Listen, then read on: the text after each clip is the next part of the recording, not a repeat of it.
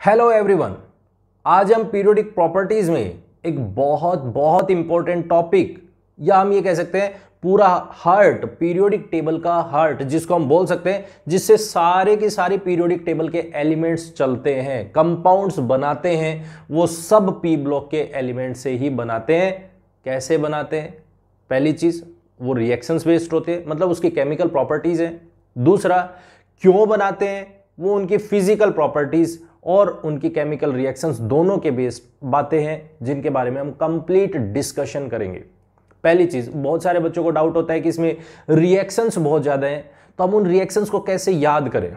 तो उसमें बिल्कुल भी परेशान होने की जरूरत नहीं है, क्योंकि अब आपको रटने की नहीं, समझने की जरूरत है, और हर चीज आपको समझ में आएगी। एक एक चीज, मतलब ये कह दो कि एक एक तार हम इसका खोल के रख देंगे। कब?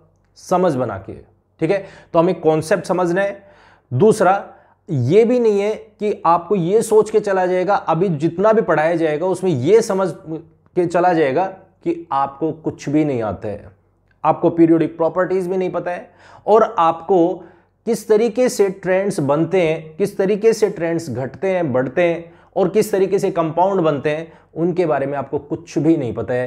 तो हम यही सोच के इस कंप्लीट चैप्टर को डिस्कस करेंगे, जिसमें हम बिल्कुल जीरो लेवल से पढ़ना शुरू करेंगे और बिल्कुल हाई लेवल तक जाएंगे। ठीक है, तो आपसे एक ही रिक्वेस्ट है, अगर आपने हमारे चैनल को सब्सक्राइब नहीं किया है तो प्लीज चैनल को सब्सक्राइब जरूर कर ले, ताकि आपको अगले नोटिफिकेशंस आपको मिलते रहे। और दूसरा, अगर आपको वीडियोस अच्छी लगती हैं तो इसे लाइक, कमेंट और शेयर जरूर करें। ठीक है, चलिए शुरू करते हैं। सबसे पहली चीज हमारे सामने जो आती है ना, पी ब्लॉक एलिमेंट्स। तो पी ब्लॉक, जो वर्ड हमें दिख रहा है ना, पी ब्लॉक, ये है क्या? किसको बोला हमने पी ब्लॉक, और क्यों बोला हमने पी ब्लॉक? तो ये सब चीजें हमें कुछ नहीं है, ये एक एड्रेस है। ये क्या है? एक एड्रेस है। जैसे हम बात करते हैं, हमारे पास में पूरी पीरियोडिक टेबल है, वो पीरियोडिक टेबल कुछ इस तरीके से होती है, जिसको हम मेंशन करते हैं। यहां पे नीचे नीचे कुछ ब्लॉक बने होते हैं, ये हमारा एस ब्लॉक होता है, ये हमारा डी ब्लॉक होता है, ये हमारा पी ब्लॉक होता है, ये हमारा एफ ब्लॉक होता है। ये हमारे पास में एक लोकेशन है। किसकी लोकेशन है? जहां हमने बैठा रखा है। किसको?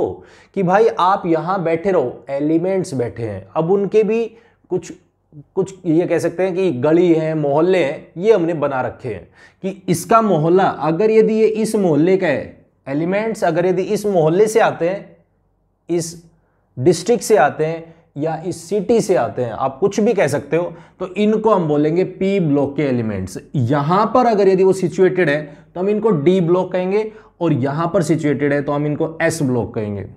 आखिर ये एस ब्लॉक आया कहां से? हम बात ये करना चाह रहे हैं। तो एस ब्लॉक कहां से आता है, कैसे आता है, तो उसके बारे में हम सबसे पहले हम इनके थोड़े से बैकग्राउंड पे जाएंगे कि इनके माई बाप कौन है। मतलब माई बाप का मतलब है कि ये आए कहां से है, तो हम उसको समझते हैं। और उसको समझने के लिए हमें सबसे पहले इलेक्ट्रॉनिक कॉन्फ़िगरेशन, एक वर्ड समझना होगा। इलेक्ट्रॉनिक कॉन्फ़िगरेशन क्या होता है और कैसे लिखते हैं हम इलेक्ट्रॉनिक कॉन्फ़िगरेशन। सबसे पहली और सबसे इंपॉर्टेंट बात यह है, आपको यह पता होना चाहिए इलेक्ट्रॉनिक कॉन्फ़िगरेशन कैसे लिखते हैं। बहुत सारे लोग हैं जो इनमें सिर्फ ये कह देते हैं एक्सेप्शन से उनको याद कर लो। कुछ भी याद करने की जरूरत नहीं है, सब चीज हम समझेंगे। ठीक है, तो सबसे पहले हमें यह समझना है इलेक्ट्रॉनिक कॉन्फ़िगरेशन होती क्या है, यह इलेक्ट्रॉनिक कॉन्फ़िगरेशन लिखते कैसे हैं। तो इलेक्ट्रॉनिक कॉन्फ़िगरेशन लिखने से पहले हम इसका थोड़ा सा बैकग्राउंड जानेंगे कि यहां पे जो जो टर्म्स यूज होंगी वो सारी की सारी क्वांटम नंबर से निकल के आएंगी। क्वांटम नंबर से, कि हमारे पास में भाई एन कहां से आया, एल कहां से आया।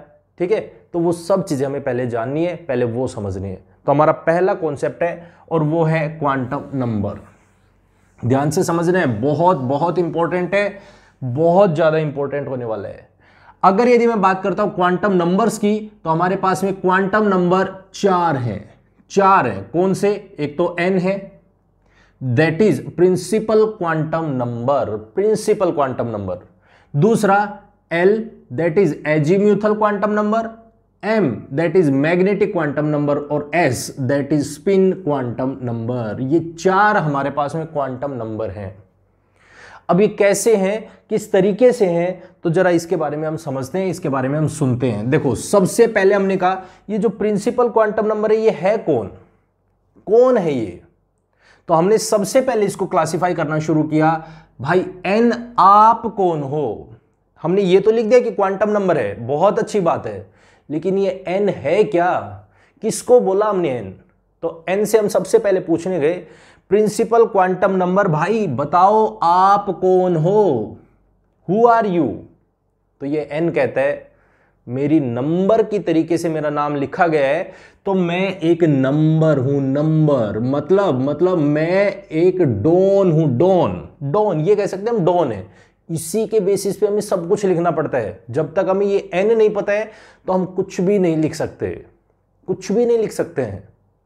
इलेक्ट्रॉनिक कॉन्फ़िगरेशन के बारे में तो सोच ही नहीं सकते। इसका मतलब हमें सबसे पहले ये समझना है ये एन कौन है। तो ये एन कहता है अपने बारे में, चीख के कहता है मैं एक नंबर हूं। जैसे आपने देखा होगा ना, महाभारत देखा होगा, तो उसमें लिखा होता है कि मैं काल हूं, मैं समय हूं, मैं सब कुछ जानता हूं। उसी तरीके से यहां पे ये जो एन है ये कहता है मैं कौन हूं, तो मैं एक नंबर हूं। हमने कहा भाई नंबर तो बहुत सारे होते हैं, नंबर तो हमारे पास में बहुत वैल्यूज हैं। नंबर हमारे पास में नेगेटिव भी होते हैं, नंबर हमारे पास जीरो भी होते हैं, नंबर हमारे पास में फ्रैक्शन भी होते हैं, नंबर हमारे पास में पॉजिटिव भी होते हैं, बहुत सारे होते हैं, इनफाइनाइट नंबर होते हैं। आप कौन हो? तो बोले पहले मुझसे ये पूछ लो कि मैं कौन नहीं हूं, मैं कौन नहीं हूं। तो हम पूछने गए बताओ भाई आप कौन नहीं हो, बता दो, वो बता दो। तो एन कहते हैं सबसे पहली चीज मैं जीरो नहीं हूं। पहला पॉइंट मोस्ट इंपॉर्टेंट, मैं जीरो नहीं हो सकता, क्योंकि मैं सर्वोपरि हूं, मैं यूनिवर्सल हूं और मैं हर जगह पे एग्जिस्ट करूंगा। इसका मतलब है मैं कभी भी जीरो नहीं होऊंगा, कभी नहीं मिलूंगा आपको जीरो। बहुत अच्छी बात है भाई, आप जीरो नहीं मिलोगे, ठीक है। और कोई कंडीशन है आपकी? बोला हाँ मेरी दूसरी कंडीशन है, और वो दूसरी कंडीशन है मैं कभी भी आपको नेगेटिव भी नहीं मिलूंगा। कमाल है। अब आपकी इसके तो एन की तो डिमांड बढ़ती जा रही धीरे धीरे, और वो डिमांड बढ़ती इतनी बढ़ जाएंगी कि हमें सारी कंडीशंस माननी पड़ेंगी, क्योंकि भाई ये तो यूनिवर्सल है, ये सबसे बड़ा है, इससे बढ़कर कुछ भी नहीं है। तो इसका मतलब हमें इसकी बातों को मानना पड़ेगा। तो इन्होंने सबसे पहली चीज कहा कि एन जीरो भी नहीं है, एन नेगेटिव भी नहीं है, बिल्कुल नहीं है।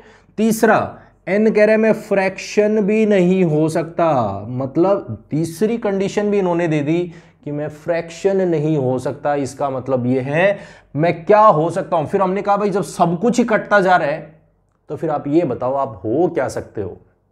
लास्ट में बस आप इस चीज को डिफाइन कर दो, आप क्या हो सकते हो। तो ये कहते हैं मैं सिर्फ और सिर्फ पॉजिटिव नंबर हो सकता हूं। मैं अगर यदि कहीं मिलूंगा ना तो वो पॉजिटिव नंबर मिलूंगा। बात कमाल की आ गई। पॉजिटिव नंबर में भी आप कुछ और, क्या पॉजिटिव के फ्रैक्शन मिल सकते हो? बोले भाई फ्रैक्शन चाहे कैसा भी हो, चाहे वो नेगेटिव फ्रैक्शन हो चाहे वो पॉजिटिव फ्रैक्शन हो, मैं कभी नहीं मिलूंगा आपको, कभी नहीं मिलूंगा और कहीं भी नहीं मिलूंगा। इसका मतलब अगर यदि ये पॉजिटिव आता है तो ये जीरो नहीं हो सकता।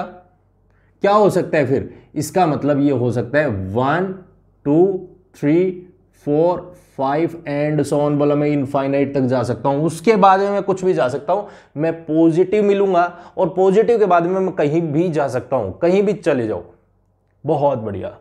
और कोई कंडीशन है आपकी? बोला कंडीशन कुछ नहीं है, मैंने बस आपको एक ही चीज बोली है, आई एम दैट गॉड। बस मैं ही भगवान हूं, मैं ही हूं, जो हूं मैं ही हूं, सारा संसार में चला रहा हूं। मतलब ये कह रहा है अगर यदि मैं हूं तो कॉन्फ़िगरेशन है, और अगर मैं नहीं हूं तो कॉन्फ़िगरेशन ही नहीं है। बहुत बढ़िया, बहुत अच्छी चीज है। मतलब ये आपको सबसे इंपॉर्टेंट याद रखना है कि ये कह रहा है कि मैं 1 2 3 4 एंड सो ऑन इनफाइनाइट तक जा सकता हूं, लेकिन पॉजिटिव ही मिलूंगा, कभी जीरो नहीं मिलूंगा, कभी नेगेटिव नहीं मिलूंगा, कभी फ्रैक्शन नहीं मिलूंगा। ओके, आपको और कुछ कहना है भाई साहब? बोले नहीं मुझे कुछ नहीं कहना, बस मेरे लिए इतना ही काफी है, मैंने इतना समझा दिया, बहुत है। चलो अब हमने कहा आप क्या आगे बढ़े, नेक्स्ट पे बढ़े हम? बोले हाँ आप आगे जा सकते हो। हमने दूसरे नंबर पे पहुंच गए और दूसरा हमारा क्वांटम नंबर है, वो क्वांटम नंबर एल होता है। हम वहां पहुंच गए। हमने वहां से पूछा भाई साहब आप क्या हो सकते हो? बोले देखो जैसा आपने पीछे पढ़ा है, पीछे जो नंबर आया उसने क्या बोला, मैं सबसे बड़ा हूं, तो इसका मतलब क्या है, मैं उससे छोटा हूं। इसका मतलब मेरा जो बाप है ना, मेरा जो फादर है जिससे मैं पैदा हुआ हूं, वो मेरा n है। मतलब हमने कहा भाई ये बात हमें कुछ समझ नहीं आ रही, आप क्या कहना क्या चाह रहे हो। तो इन्होंने कहा कि ये जो L है, ये कहते हैं कि मैं पूरी तरीके से डिपेंड इस पे करूंगा, किस पे, n के ऊपर डिपेंड करूंगा। तो हमने कहा भाई देखो, उन्होंने तो कहा है, n ने कहा है कि मैं एक नंबर हूं, फिर आप कौन हो। बोला जब एक बात सोचो, जब ये नंबर है, ये नंबर हो सकता है, तो ऑब्वियस सी बात है मैं भी एक नंबर ही मिलूंगा, आपको मैं एक नंबर ही मिलूंगा। अच्छा, मतलब आप भी एक नंबर हो। हाँ, तो आपकी भी कोई कंडीशन होंगी, जैसे इनकी कोई कंडीशन है तो आपकी भी कोई कंडीशन है क्या। बोला हाँ मेरी भी कंडीशन है। पहली कंडीशन मेरी ये है कि मैं जीरो हो सकता हूं, पहली और इंपॉर्टेंट कंडीशन। इसने बोला कि ये भाई साहब जीरो नहीं हो सकते थे, मेरे फादर साहब है वो जीरो नहीं हो सकते थे, लेकिन मैं जीरो हो सकता हूं। वो झुक नहीं सकते थे लेकिन मैं झुक सकता हूं, कोई दिक्कत नहीं है। बहुत अच्छी बात है भाई, आप जीरो हो सकते हो, बहुत बढ़िया। दूसरा हमने पूछा और कोई कंडीशन। बोले दूसरी कंडीशन मेरी ये है, ये नेगेटिव नहीं थे तो मैं भी नेगेटिव नहीं मिलूंगा आपको। कमाल हो गया, कमाल हो गया। एक जीरो है, एक जीरो नहीं है। ये कह रहा है मैं जीरो नहीं हो सकता, ये कह रहा है मैं जीरो हूं। ओके, ये कह रहा है मैं नेगेटिव नहीं हो सकता, ये भी कह रहा है मैं नेगेटिव नहीं हो सकता। और तीसरी कंडीशन ये कह रहा है मैं फ्रैक्शन नहीं हो सकता, तो ये भी कहता है मैं भी फ्रैक्शन नहीं मिलूंगा। जब मेरे फादर साहब कुछ ऐसे कैरेक्टर लेके बैठे हैं जो कह रहे हैं कि मैं ये नहीं करूंगा, तो मैं उनके आइडियल्स पे ही चलने वाला हूं, मैं भी फॉलो नहीं करूंगा। हाँ, कुछ है जहां पे मैं एक दो को फॉलो कर रहा हूं, और वो फॉलो ये कर रहा हूं मैं आपकी बात को मान के कि भाई जीरो, वो जीरो नहीं हो सकते, मैं इतना कर सकता हूं भाई, चलो ठीक है जीरो को ले लेते हैं। बहुत बढ़िया। तो फिर आपकी वैल्यू कहां से कहां होंगी। तो इसने कहा मेरी वैल्यू जीरो से चलेगी, एक भी हो सकती है, दो भी हो सकती है, तीन भी हो सकती है, एंड सोन जा सकती है।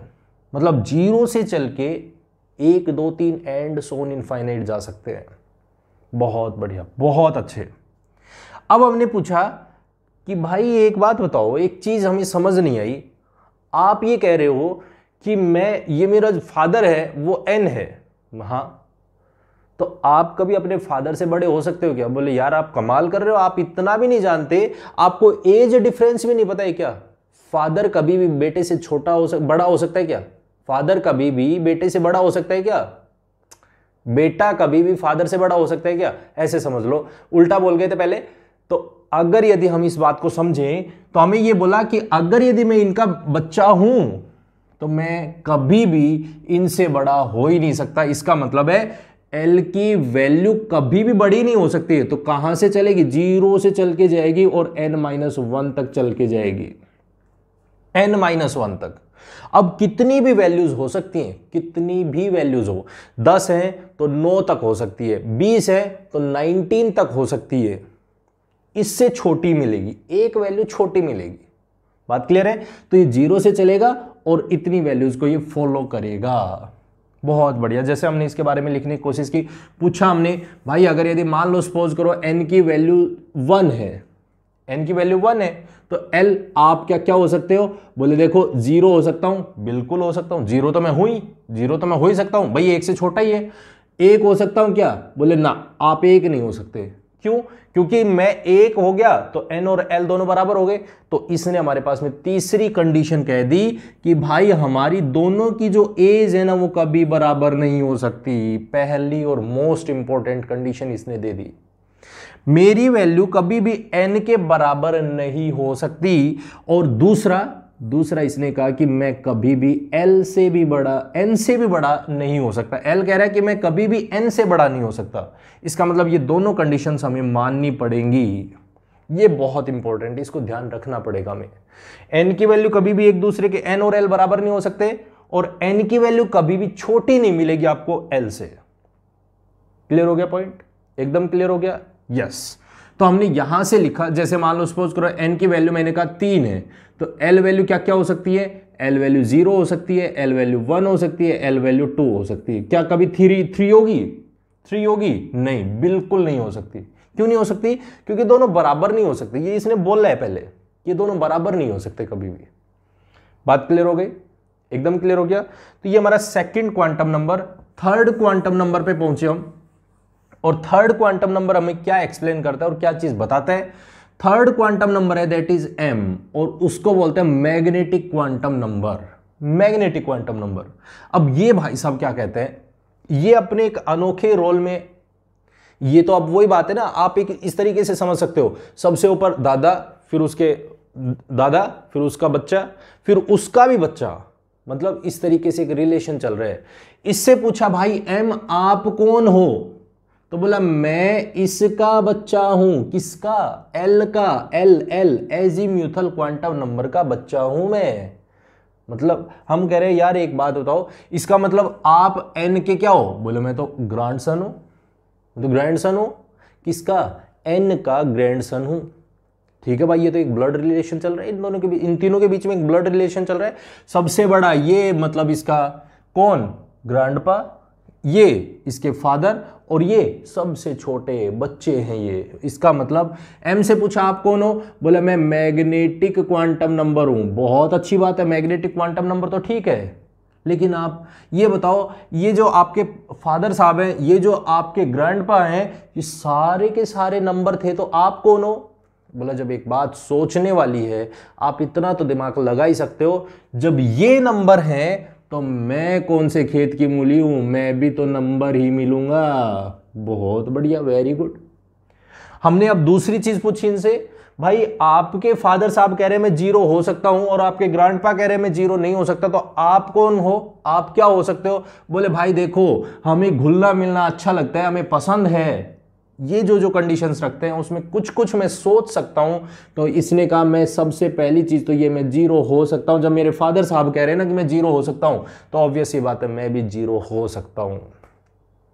बोले आपके फादर साहब कह रहे हैं कि आप वो नेगेटिव नहीं हो सकते, तो बोले क्या आप नेगेटिव हो सकते हो क्या?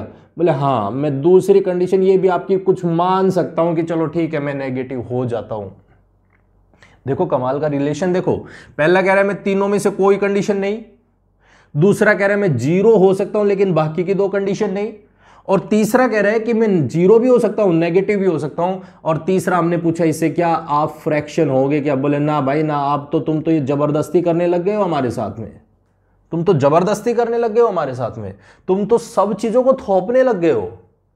हम तो कह रहे हैं एक एक चीज को मान रहे हैं, एक कोई नहीं मान रहा, दूसरा एक मान रहा है, तीसरा दो मान रहे हैं, और क्या पता आगे चल के सारे मानने लग जाए।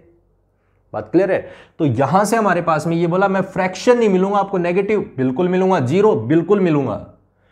तो हमने पूछा भाई आपका नंबर फिर होगा क्या? आप नेगेटिव भी कह रहे हो, आप जीरो भी कह रहे हो, तो फिर आपकी वैल्यू क्या हो सकती है? तो इसने कहा मेरी जो वैल्यू होगी ना वो नेगेटिव एल से चलेगी। नेगेटिव एल मतलब मैं पूरी तरीके से इस पे डिपेंडेंट हूं। मेरे फादर साहब मुझे जितना देंगे ना मैं उतना ही खर्चा कर सकता हूं। मेरे फादर साहब जितना पैसा देंगे मैं उतना खर्चा कर दूंगा। मतलब ये कह रहा है कि मेरी जो वैल्यू होगी माइनस एल से चलेगी, जीरो को होते हुए और प्लस एल तक जाएगी, मतलब माइनस एल से प्लस एल जाएगी। बहुत अच्छी बात है भाई, हमें समझ में नहीं आ रहा। ये बताओ कि आप पूरी तरीके से एक्सप्लेन करो, आपकी कुछ वैल्यूज को डिफाइन करो। जैसे मैं आपके सामने लिखूं, मैंने कह दिया मान लो सपोज करो एन की वैल्यू, मैं आपके सामने बता रहा हूं, ध्यान से सुनना एक बात को। छोटा सा एग्जांपल लेते हैं, छोटा सा पॉइंट लेते हैं जो इसके बारे में हम डिस्कस करते हैं। एन वैल्यू जो कि इनका दादा परदादा है, वो कह रहा है कि एन की वैल्यू 2 है। सपोज करते हैं, यहां से हम एक चीज को रिलेट करके चलेंगे। अगर यदि मेरे पास एन की वैल्यू 2 है तो इसका मतलब एल की वैल्यू क्या क्या हो सकती है? एल की वैल्यू हमारे पास में 0 हो सकती है, बिल्कुल हो सकती है, पॉसिबिलिटी है, 0 भी हो सकता है। एल की वैल्यू 1 हो सकती है, बिल्कुल हो सकती है, उससे छोटा है। क्या एल की वैल्यू 2 हो सकती है? ना, बिल्कुल नहीं हो सकती, क्योंकि ये एल और एन बराबर कभी नहीं हो सकते। 2 और 2 तो कभी नहीं हो सकते। 0 हो सकता है, बिल्कुल हो सकता है, 1 हो सकता है, बिल्कुल हो सकता है, लेकिन कभी भी ये 2 नहीं होगा। एल की वैल्यू 2 नहीं हो सकती, ये हमने पीछे पढ़ा है, क्योंकि दोनों बराबर नहीं हो सकते और कभी बड़े भी नहीं हो सकते। मतलब ये 3 भी नहीं हो सकता, 4 भी नहीं हो सकता। तो इसका मतलब इसकी 2 वैल्यूज एग्जिस्ट करेंगी। अगर यदि मैं इन दो वैल्यूज से देखूं तो भाई अब मुझसे पूछा गया तीसरा m वैल्यू बताओ, m वैल्यू। अगर l की वैल्यू 0 है तो उस केस में m की वैल्यू क्या हो सकती है? तो हमने एक ही बात पढ़ी है भाई, m वैल्यू होगी वो -l से चलेगी और +l तक जाएगी। +l मतलब बीच में 0 आएगा, और 0 में माइनस लगाओ प्लस लगाओ कोई फर्क थोड़ी पड़ता है। इसका मतलब इसकी वैल्यू 0 ही होगी, इस m की वैल्यू 0 ही मिलेगी। बात क्लियर है? दूसरा, अगर यदि l की वैल्यू 1 है तो हम कह रहे हैं, अब इससे पूछ रहे हैं भाई m बताओ, आपकी वैल्यू बताओ, आपकी वैल्यू क्या हो सकती है? तो ये m कह रहा है देखो भाई मैं तो एक ही बात जानता हूं, -l से +l चले जाओ। मतलब -l से मतलब -1 0 1, इसका मतलब इसकी ये 3 वैल्यूज होंगी जो यहां पे एग्जिस्ट करेंगी, -l से +l। अगर सपोज करो मेरे सामने ये ना होता, मेरे सामने कह देते, मान लेते अगर यदि हम ये लिख दें n की वैल्यू 4, एक छोटा सा क्वेश्चन, n की वैल्यू 4 कमेंट में मेंशन करना है, l की वैल्यू क्या क्या हो सकती है। अगर आपको पूरी तरीके से समझ में आ गई तो इसको आप कमेंट बॉक्स में जरूर मेंशन करेंगे। l की वैल्यू क्या क्या हो सकती है? l की वैल्यू 0 भी हो सकती है, बिल्कुल, 1 हो सकती है, बिल्कुल हो सकती है, 2 हो सकती है, बिल्कुल हो सकती है, 3 हो सकती है, बिल्कुल हो सकती है। और अगर यदि हमारे पास में l वैल्यू 0 1 2 3 हो सकती है तो अब मैं यहां से m वैल्यूज लिखना चाहूं तो इसकी m वैल्यूज क्या क्या हो सकती है? 0, बिल्कुल 0 हो सकती है, 0 के लिए 0 ही होगी, 0 के लिए 0 होगी। 1 के लिए तो m वैल्यू क्या हो सकती है? -1 0 +1, यही होगी, -1 0 +1। उसके बाद m वैल्यू 2 के लिए m वैल्यू क्या होगी? -2 -1 0 +2 +1 और +2, +1 +2, यही होंगी। अगला पॉइंट, अगर मैं पूछूं आपसे l वैल्यू 3 है तो उसके लिए m वैल्यू क्या हो सकती है? तो हमारे पास में सिंपल सी बात है, -3 से +3 मतलब -3 -2 -1 0 1 2 3, तो हमारे पास में ये वैल्यूज होंगी। यहां तक बात समझ में आ गई या नहीं आई? कमेंट में जरूर मेंशन करें, एकदम क्लियर होना चाहिए, एकदम एक एक तार को, मतलब यूं समझ लो खोल के रख देना है, एक एक तार को समझना है, क्योंकि हमें समझ पैदा करनी है तो वो तभी होगी जब हम एक एक चीज को समझ जाएंगे, एक एक कॉन्सेप्ट को समझ जाएंगे। क्लियर हो गया? बहुत अच्छी बात है। यहां तक हमें समझ में आया कि क्या क्या n है, क्या क्या l है और क्या क्या m है। अब हम तीसरे पॉइंट के अलावा चौथे क्वांटम नंबर पे पहुंचे और दैट इज s से पूछा भाई आप कौन हो? बोला मैं तो इर्द गिर्द घूमने वाला हूं। किसके? मैं तो सबसे छोटा बच्चा हूं, हमारे घर में रिलेशन चल रहा है, मेरे से बड़ा m से बड़ा l से बड़ा n, और वो तो सबसे बड़ा है। इसका मतलब हमने इससे पूछा भाई आप क्या एक्सप्लेन करोगे? बोले भाई मैं भी, जब वो मेरे फैमिली के ही हैं तो मैं भी एक नंबर ही हूं मैं। ठीक है भाई, आप नंबर तो हो, फिर क्या चीजें एक्सप्लेन करोगे आप लोग? क्या आपके दादा परदादा की तरह आप भी 0 नेगेटिव और उन वैल्यूज को फॉलो करते हो क्या? बोले हाँ मैं नंबर तो हूं, लेकिन ध्यान दो मैं नेगेटिव बिल्कुल हो सकता हूं, जीरो में इतनी जल्दी नहीं होऊंगा, आप मेरे को 0 नहीं कह सकते। हो सकता हूं, बिल्कुल मैं 0 हो सकता हूं, जब मैं पूरी तरीके से अगर यदि घूमना बंद कर दूं तो मैं 0 हो सकता हूं। लेकिन अगर हम इससे पूछे तो भाई आपकी वैल्यू, बोलो फ्रैक्शन हो सकते हो क्या? हाँ, बोला मैं फ्रैक्शन ही हूं, मैं हूं ही फ्रैक्शन। कमाल हो गया, सारी की सारी वैल्यूज एक दूसरे से अपोजिट बात कर रही हैं। जो एक छोड़ रही है वो दूसरा उसको एक्सेप्ट करने लग रहा है, दूसरा छोड़ रहा है वो तीसरा एक्सेप्ट कर रहा है, और ये चौथा कहता है कि मेरी वैल्यू 2 होंगी, या तो -12 या +12। बोले हमने पूछा इनसे आप क्या एक्सप्लेन करोगे? बोले मैं घूमने के तरीके बताऊंगा, मैं किस तरीके से घूमता हूं, मेरे फादर कहां पे घूम के आते हैं, कहां जाते हैं, कैसे घूमते हैं, उन सब के बारे में मैं एक्सप्लेन करूंगा, इन सब के बारे में ही एक्सप्लेनेशन दूंगा। इसका इतना कोई खास रोल नहीं है, जिसको भी अगर ये चीज समझनी है तो ये आपको थोड़ी हायर लेवल पे जाना पड़ेगा, ये अलग चीज है। हमें मेजरली जो जरूरत पड़ेगी वो n, l और m की पड़ेगी, बात क्लियर है? बहुत अच्छी बात है। अब हम बात करते हैं यहां से, जब हमने इन चारों को समझ लिया तो बोले भाई इनका रोल क्या है, इन चारों से हम क्या चीज समझना चाहते हैं, क्या चीज सीखना चाहते हैं, हमें ये चीज बताओ। तो हमने कहा भाई देखो, अगर यदि आप लोग इससे समझना चाहो तो देखो, सबसे पहली चीज तो मैं इनको लिखने का तरीका बता सकता हूं कि हम इसको कैसे रिप्रेजेंट करें। कैसे रिप्रेजेंट करें मतलब ये हम इसको देख के ये बता सकते हैं कि अगर यदि मान लो हमें घर परिवार में बैठे हैं और हमें सबसे पहले नाम लिखना पड़े, आपको ये बोल दिया जाए कि चलो भाई अपने फैमिली मेंबर्स का नाम लिखवाओ, तो ऐसा थोड़ी सबसे छोटे बच्चे का उठा के नाम सबसे पहले रख देंगे, नहीं, हम सबसे पहले बड़े का नाम लिखेंगे, मतलब जो दादा है, परदादा है, हम उनका नाम लिखना शुरू करते हैं। तो यहां पे हमने कहा भाई इनको रिप्रेजेंट करें, ये जो क्वांटम नंबर्स आपने बताए हैं, अगर यदि हम इनको रिप्रेजेंट करना शुरू करें तो हम कैसे रिप्रेजेंट कर सकते हैं। तो उन्होंने सबसे पहले कहा कि भाई जब रिप्रेजेंट करने की बारी आएगी तो ऑब्वियस सी बात है, जो सबसे बड़ा है, जो ये कह रहा है कि मैं ही भगवान हूं, तो पहले उसी को लिखो। बिल्कुल लिख सकते हैं। हमने एन को उठाया और कहा भाई ये लो, हमने आपको सबसे पहले रिप्रेजेंट कर दिया, ठीक है। एन के बाद कौन आएगा? तो एन के बाद में जो उससे छोटा है वही आएगा, ऑब्वियस सी बात है। उसके बाद में जो है वो छोटा है वही आएगा। एन आया, फिर एल आ गया। फिर हमने कहा भाई ये जो एम है वो, मतलब एम है वो आएगा, लेकिन पहले हम इनको समझते हैं, ये दोनों क्या चीज हैं, ये एन और एल क्या है। हमने ये तो चीज समझ ली कि एन आ रहा है वो भी एक नंबर है, एल है वो भी एक नंबर है, ठीक है। हम इससे लिखने चले, हम इससे क्या लिखने चले? हमने कहा भाई एन की value 1, n is equal to 1 है, तो l क्या होगा? 0 होगा। तो हमने कहा रिप्रेजेंट करो, रिप्रेजेंट करने चले तो 1 और 0। ओहो, कमाल कमाल कमाल की बात आ गई, कमाल की बात ये आ गई। अब दो नंबर एक साथ लिखे हैं, दो नंबर एक साथ लिखे हैं, मतलब दो नंबर एक साथ, मतलब 1 भी लिखा है और उसके बाद में 0 लिखा है। और इन दोनों के दोनों नंबर्स को अगर मुझे क्लासिफाई करना पड़े तो मैं कई बार डिस्टिंग्विश करने में इसको भूल जाता हूं कि भाई मैं इसको कैसे लिखूं। मुझे ये चीज समझ नहीं आ रही, मुझे पता ही नहीं चल रहा है कि कौन सा एन है और कौन सा एल है।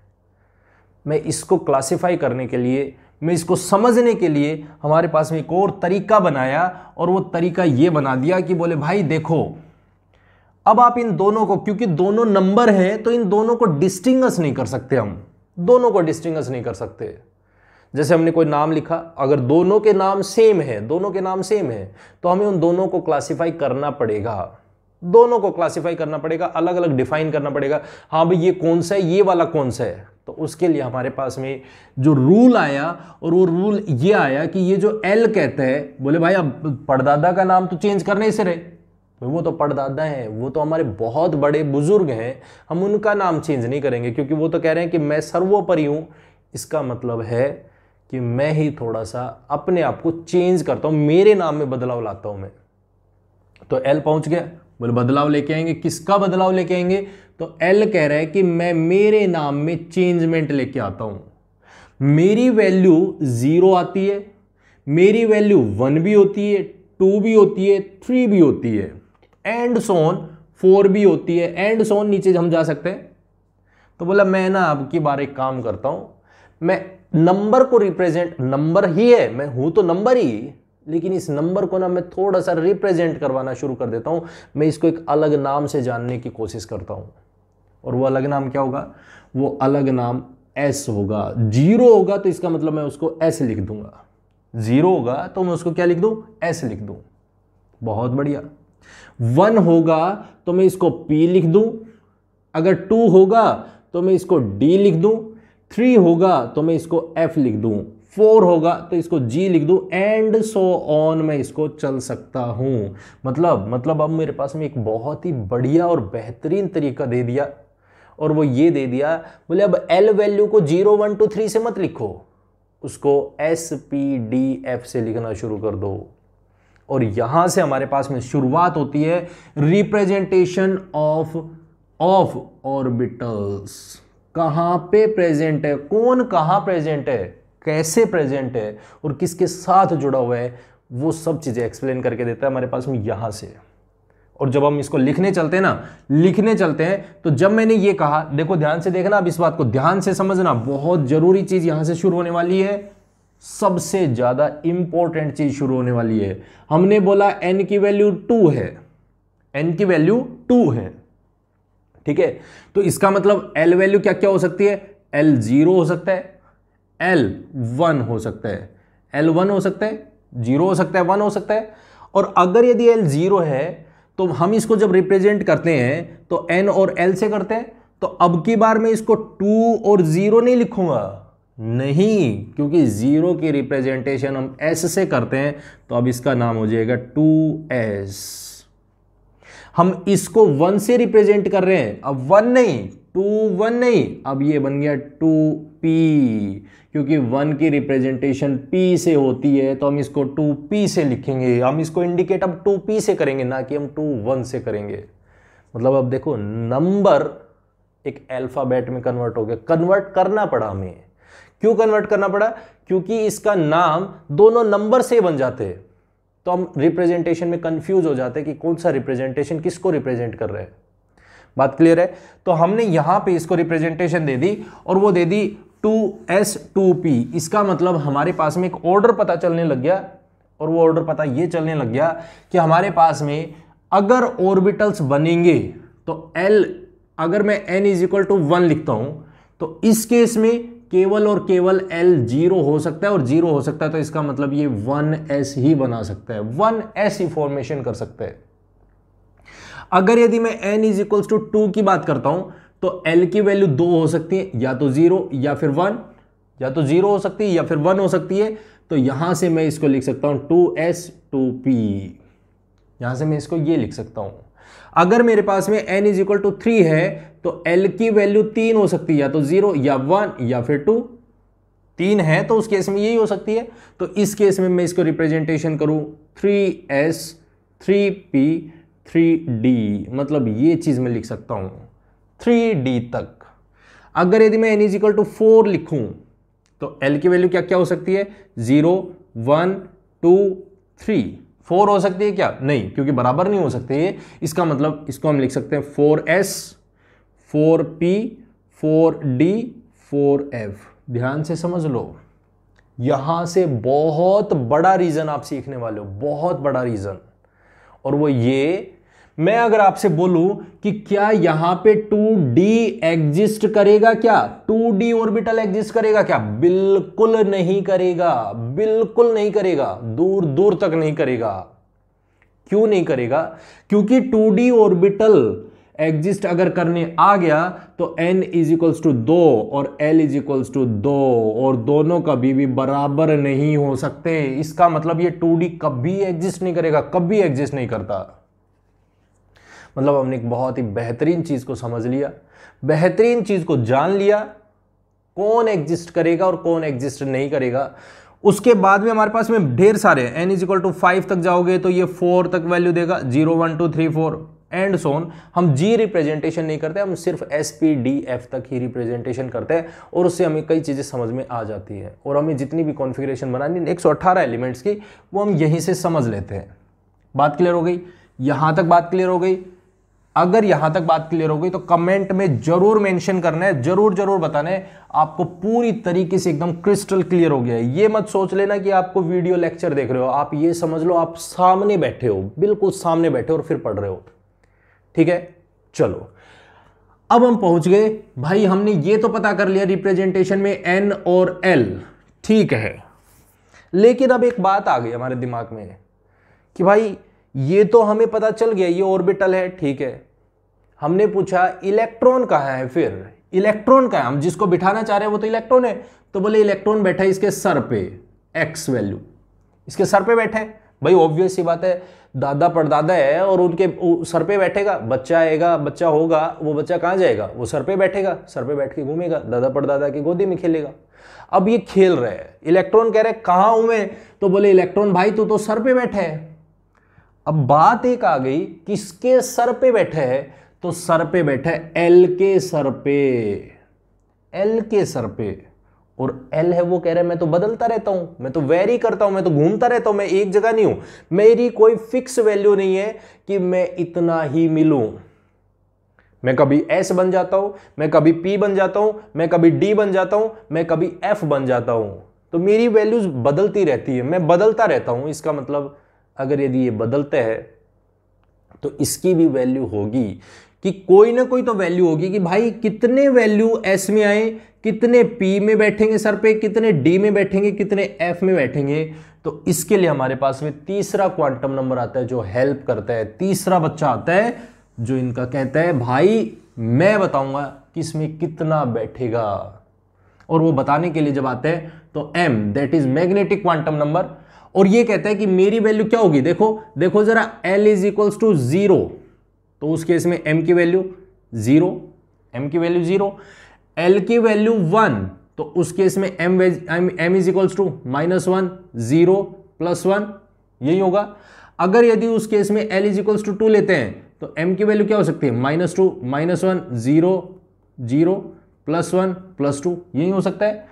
अगर यदि L की वैल्यू 3 है तो M की वैल्यू क्या क्या हो सकती है, -3, -2, -1, 0, 1, 2, 3, यही हो सकता है। इसका मतलब बोले भाई ये तो ठीक है, ये तो हमने पढ़ लिया है, ये वैल्यूज तो हमने पढ़ ली है, आप कोई नई चीज बताओ, क्या कहना चाह रहे हो। बोले मेरी वैल्यूज को गिनो, कंक्लूजन मिल जाएगा, वैल्यूज को गिनो मेरी। हमने कहा आपकी वैल्यू 1, ठीक है भाई, 0 है तो 0 तो 1 ही है, 1, ठीक है। M की वैल्यू 3 है, देखो 1, 2, 3, तो बोले देखो 3 है, ऑब्वियस सी बात है 3 है। इससे पूछा भाई आपकी वैल्यूज, बोले देखो गिनो 1, 2, 3, 4, 5 वैल्यूज हैं। आगे गिना 7, मतलब देखो ऑर्डर देखो 1, 3, 5, 7, मतलब ये है जितने भी ओड नंबर हैं, ओड नंबर, उतने ही हमारे पास में घर हैं, घर। मतलब क्या, मतलब ये यहां पे नंबर ऑफ घर है, नंबर ऑफ घर मतलब नंबर ऑफ डब्बे हैं, डब्बे किसके डब्बे हैं, और वो डब्बे हैं हमारे पास में L की वैल्यू 0, इसका मतलब 0 को हम रिप्रेजेंट करते हैं S से।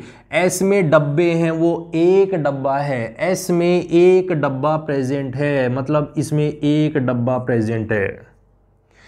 L की वैल्यू 1 है, इसका मतलब यहां पे p ऑर्बिटल है, और p ऑर्बिटल में कितने डब्बे हैं, तो इसमें 3 डब्बे हैं, 3 डब्बे। L की वैल्यू 2 है, 2 का मतलब d ऑर्बिटल, और d ऑर्बिटल में कितने डब्बे, 5 डब्बे हैं, यहां पे 5, 1, 2, 3, 4, 5। अगर यदि हम 3 की बात करते हैं तो यहां पे f ऑर्बिटल है, और f ऑर्बिटल में 7 डब्बे हैं, और वो 7 डब्बे कुछ इस तरीके से हैं, 7 है, गिन लेना, वो जो भी है, कोई दिक्कत नहीं है, बहुत अच्छी बात है।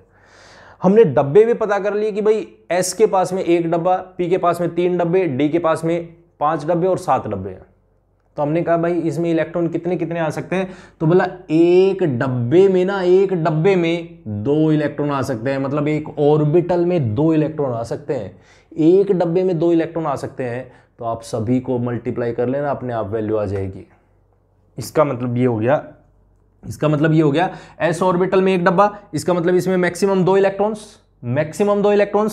3 डब्बे, इसका मतलब मैक्सिमम 6 इलेक्ट्रॉन्स, 5 डब्बे, इसका मतलब मैक्सिमम 10 इलेक्ट्रॉन्स, 7 डब्बे, इसका मतलब मैक्सिमम 14 इलेक्ट्रॉन्स। इसका मतलब मेरे पास में एक फाउंडेशन तैयार हो चुका है, और वो फाउंडेशन ये तैयार हो चुका कि अगर मेरे को इलेक्ट्रॉन्स भरने पड़े इस L वैल्यू में, L वैल्यू को देख के मुझे इलेक्ट्रॉन्स भरने पड़े, तो वो इलेक्ट्रॉन S ऑर्बिटल में 2 आ सकते हैं, P ऑर्बिटल में 6 आ सकते हैं, D ऑर्बिटल में 10 आ सकते हैं, और F ऑर्बिटल में 14 इलेक्ट्रॉन्स आ सकते हैं, मैक्सिमम इलेक्ट्रॉन्स आ सकते हैं। इसमें एक ऑर्बिटल होता है, ऑर्बिटल्स अगर यदि हम देखें तो इसमें 1, इसमें 3, इसमें 5, इसमें 7। इसका मतलब अगर मुझे S ऑर्बिटल में इलेक्ट्रॉन भरने हैं तो मैक्सिमम 2 भर सकता हूं, मैक्सिमम 2 इलेक्ट्रॉन भर सकता हूं।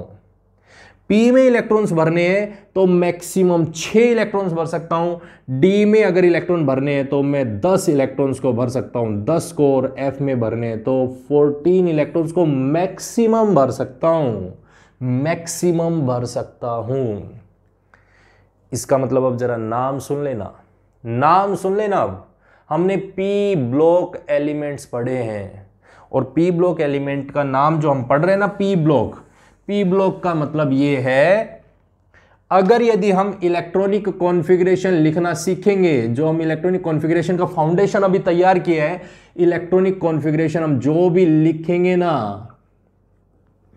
वो इलेक्ट्रॉनिक कॉन्फ़िगरेशन में last electron, last electron, last electron जब p ऑर्बिटल में या p शेल में एंटर करेगा, सब शेल लिख लो या ऑर्बिटल लिख लो, दोनों चीजें एक ही है, जब वो इसमें जाएगा ना, इसमें, तो उसी को हम कह देंगे कि हमारा p ब्लॉक बन गया। इसीलिए हमने इसको ब्लॉक डिसाइड कर दिया। अगर लास्ट इलेक्ट्रॉन s ऑर्बिटल में जाता है, s ऑर्बिटल में जाके गिर जाता है, तो हम उसको कहते हैं कि वो s ब्लॉक का एलिमेंट है। अगर लास्ट इलेक्ट्रॉन p में जाता है तो p ब्लॉक का, d ऑर्बिटल में जाता है तो d ब्लॉक का, और f ऑर्बिटल में जाता है तो वो f ब्लॉक का एलिमेंट बन जाता है। इसका मतलब हमारे पास में ये भी कंफर्म हो गया कि पीरियोडिक टेबल में जो क्लासिफिकेशन किया है ना, हमने क्लासिफिकेशन किया इसको s d p और ये f, इसका मतलब इनमें लास्ट इलेक्ट्रॉन p में जा रहा है, लास्ट इलेक्ट्रॉन s में जा रहा है, लास्ट इलेक्ट्रॉन d में जा रहा है, और इसी के बेसिस पे हमने इसको पीरियोडिक टेबल को बनाया है, और ये हमारा बेस है।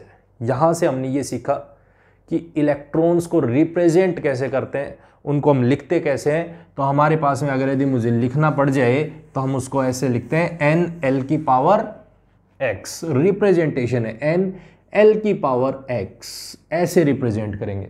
जहां पे n बता रहा है प्रिंसिपल क्वांटम नंबर, l बता रहा है एजीम्यूथल क्वांटम नंबर, और x बता रहा है हमारे पास में नंबर ऑफ इलेक्ट्रॉन्स। किस किस को ये बात समझ में आ गई, पहले फटाफट से ये बात बता दे। जिसको भी ये पॉइंट एकदम क्लियर हो गया, वो कमेंट बॉक्स में जरूर जरूर मेंशन करे कि एकदम क्रिस्टल क्लियर हो गया, एकदम क्रिस्टल क्लियर। क्लियर है, एकदम एकदम क्लियर है।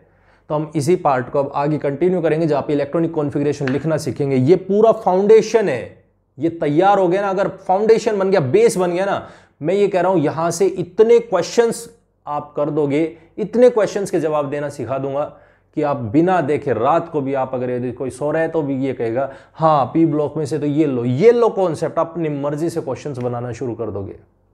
ठीक है, इलेक्ट्रॉन्स भरने का तरीका देखेंगे कि किसमें इलेक्ट्रॉन पहले जाएगा। जैसे मान लो सपोज करो मैं आपसे एक छोटा सा पॉइंट डिस्कस करूं, अगर हमारे पास में कोई भी 5 लोग खड़े हैं, 5 लोग खड़े कर दे, A B C D E, 5 लोग खड़े हैं। इन पांचों को अगर यदि हम ये कहना शुरू कर दें कि भाई हम तुम्हें पैसे बांटेंगे, हम तुम्हें पैसे देने वाले हैं, तो ये पांचों के पांचों कहेंगे पहले मुझे दो, क्योंकि कोई भरोसा ये नहीं करेगा कि भाई पहले वाले को दे दिया उसके बाद में बाकी को कह दे भाग जाओ भाई आपको पैसे नहीं मिलेंगे।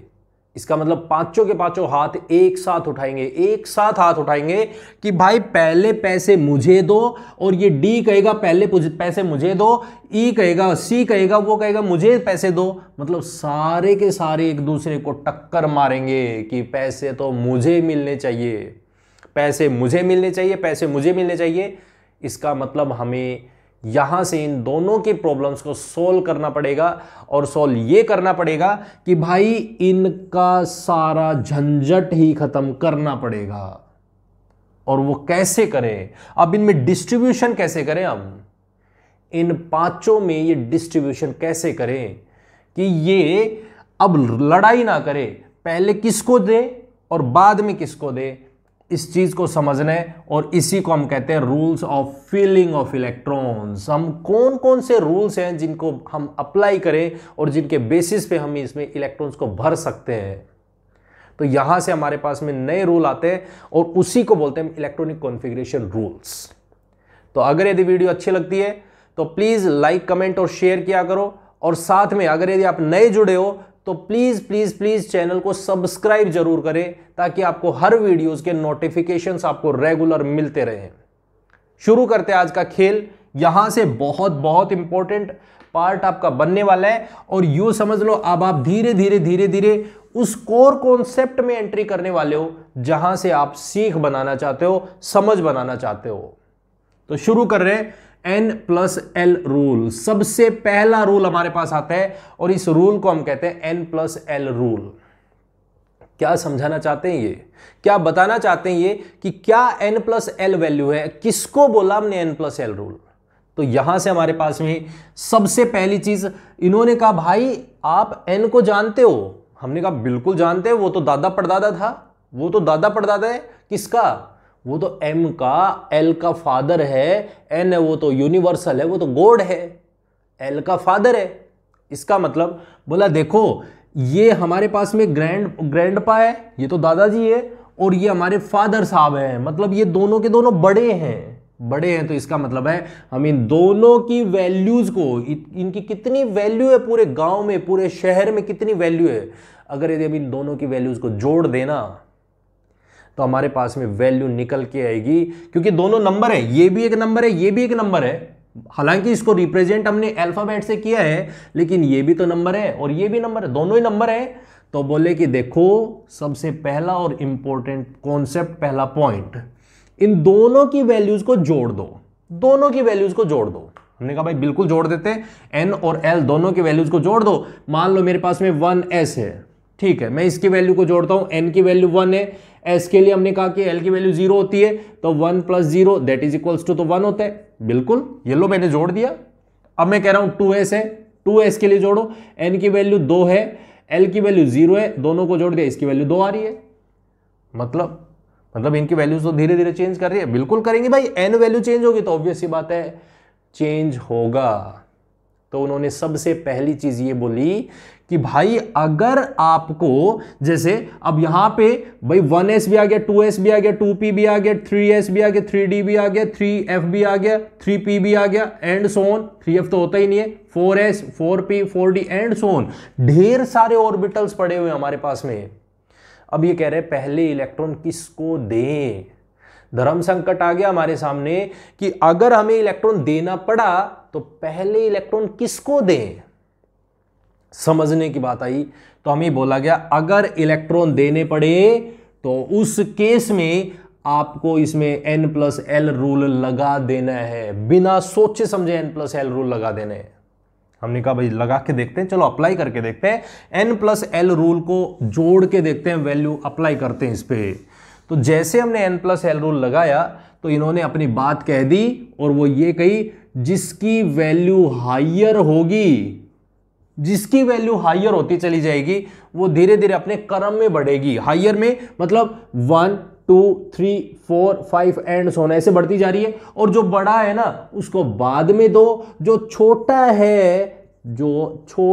है उसको पहले इलेक्ट्रॉन दे दो। मतलब हम ये N+L रूल अप्लाई कर रहे हैं ना, तो वैल्यूज धीरे धीरे बढ़ती जा रही है, मतलब हायर ऑर्डर में बढ़ती जा रही है और बढ़ती जा रही है। तो बोला बड़े वाले को नहीं भाई, जो पहले से बड़ा है ना उसको नहीं, पार्शियलिटी नहीं करनी, हमें रिजर्वेशन देना है। और रिजर्वेशन कब देंगे, छोटे को बड़ा बना दे, बड़ा तो है वो बड़ा ही है, छोटे को भी हम बड़ा बना देते हैं। और यहां से हमारे पास में N+L रूल अप्लाई करने पे जिसकी वैल्यू सबसे छोटी है ना उसको इलेक्ट्रॉन देने की बात डिसाइड हो गई, और बोला गया सबसे पहले इलेक्ट्रॉन उसको देंगे जिसकी वैल्यू छोटी होगी। इसका मतलब हमें एक चीज समझ में आ रही है, और वो चीज समझ में क्या आ रही है, वो चीज समझ में ये आई कि अगर मुझे इलेक्ट्रॉन भरने की बात आएगी तो मैं देखूंगा N+L रूल। कैसे, जैसे हमने कहा 1s ऑर्बिटल एग्जिस्ट करता है, बिल्कुल करता है, 2s ऑर्बिटल एग्जिस्ट करता है, बिल्कुल करता है, 2p ऑर्बिटल एग्जिस्ट करता है क्या, बिल्कुल करता है, ये हमने पीछे देखा था। n की वैल्यू 3 है तो 3s 3p 3d, 4s 4p 4d 4f, बिल्कुल करते। और अगर यदि आपको दिमाग में ना लगे ना कि किस में कितनी वैल्यूज आती हैं तो n वैल्यूज को देख लिया करो, बस n वैल्यू को देख लो, n वैल्यू को देख लो। n की वैल्यू देखोगे, n की वैल्यू 1 है, n की वैल्यू 1 है, इसका मतलब इसमें एक ही ऑर्बिटल आएगा, एक ही वैल्यू होगी। n की वैल्यू 2 है तो इसमें 2 वैल्यूज होंगी, n की वैल्यू 3 है तो इसमें 3 ही वैल्यूज होंगी, n की वैल्यू 4 है तो 4 ही वैल्यूज होंगी। इस तरीके से आप इसको देख सकते हो। क्लियर है? ये डायरेक्ट देखने का तरीका है, ये शॉर्टकट है।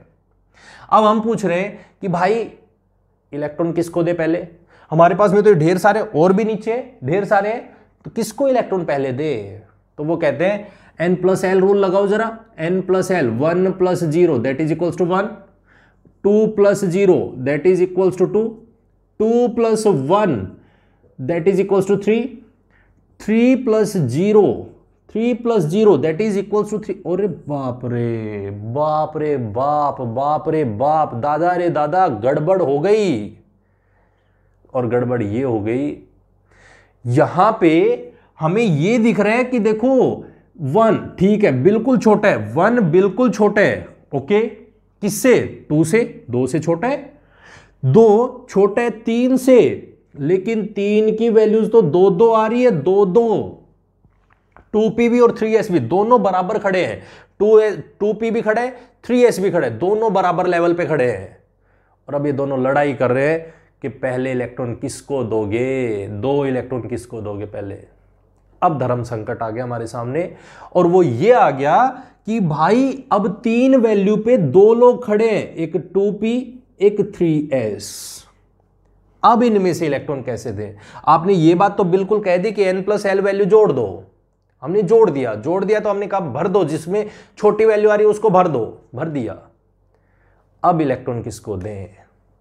और यहां से हमारे पास में दूसरा पॉइंट बोला गया, बोले भाई परेशान मत हो, परेशान मत हो, उसको दो जिसका परदादा छोटा है, जिसका परदादा छोटा है, छोटा है, जिसका परदादा छोटा मतलब जिसकी n वैल्यू छोटी, n वैल्यू स्मॉलर, इलेक्ट्रॉन हम उसमें भर देंगे पहले।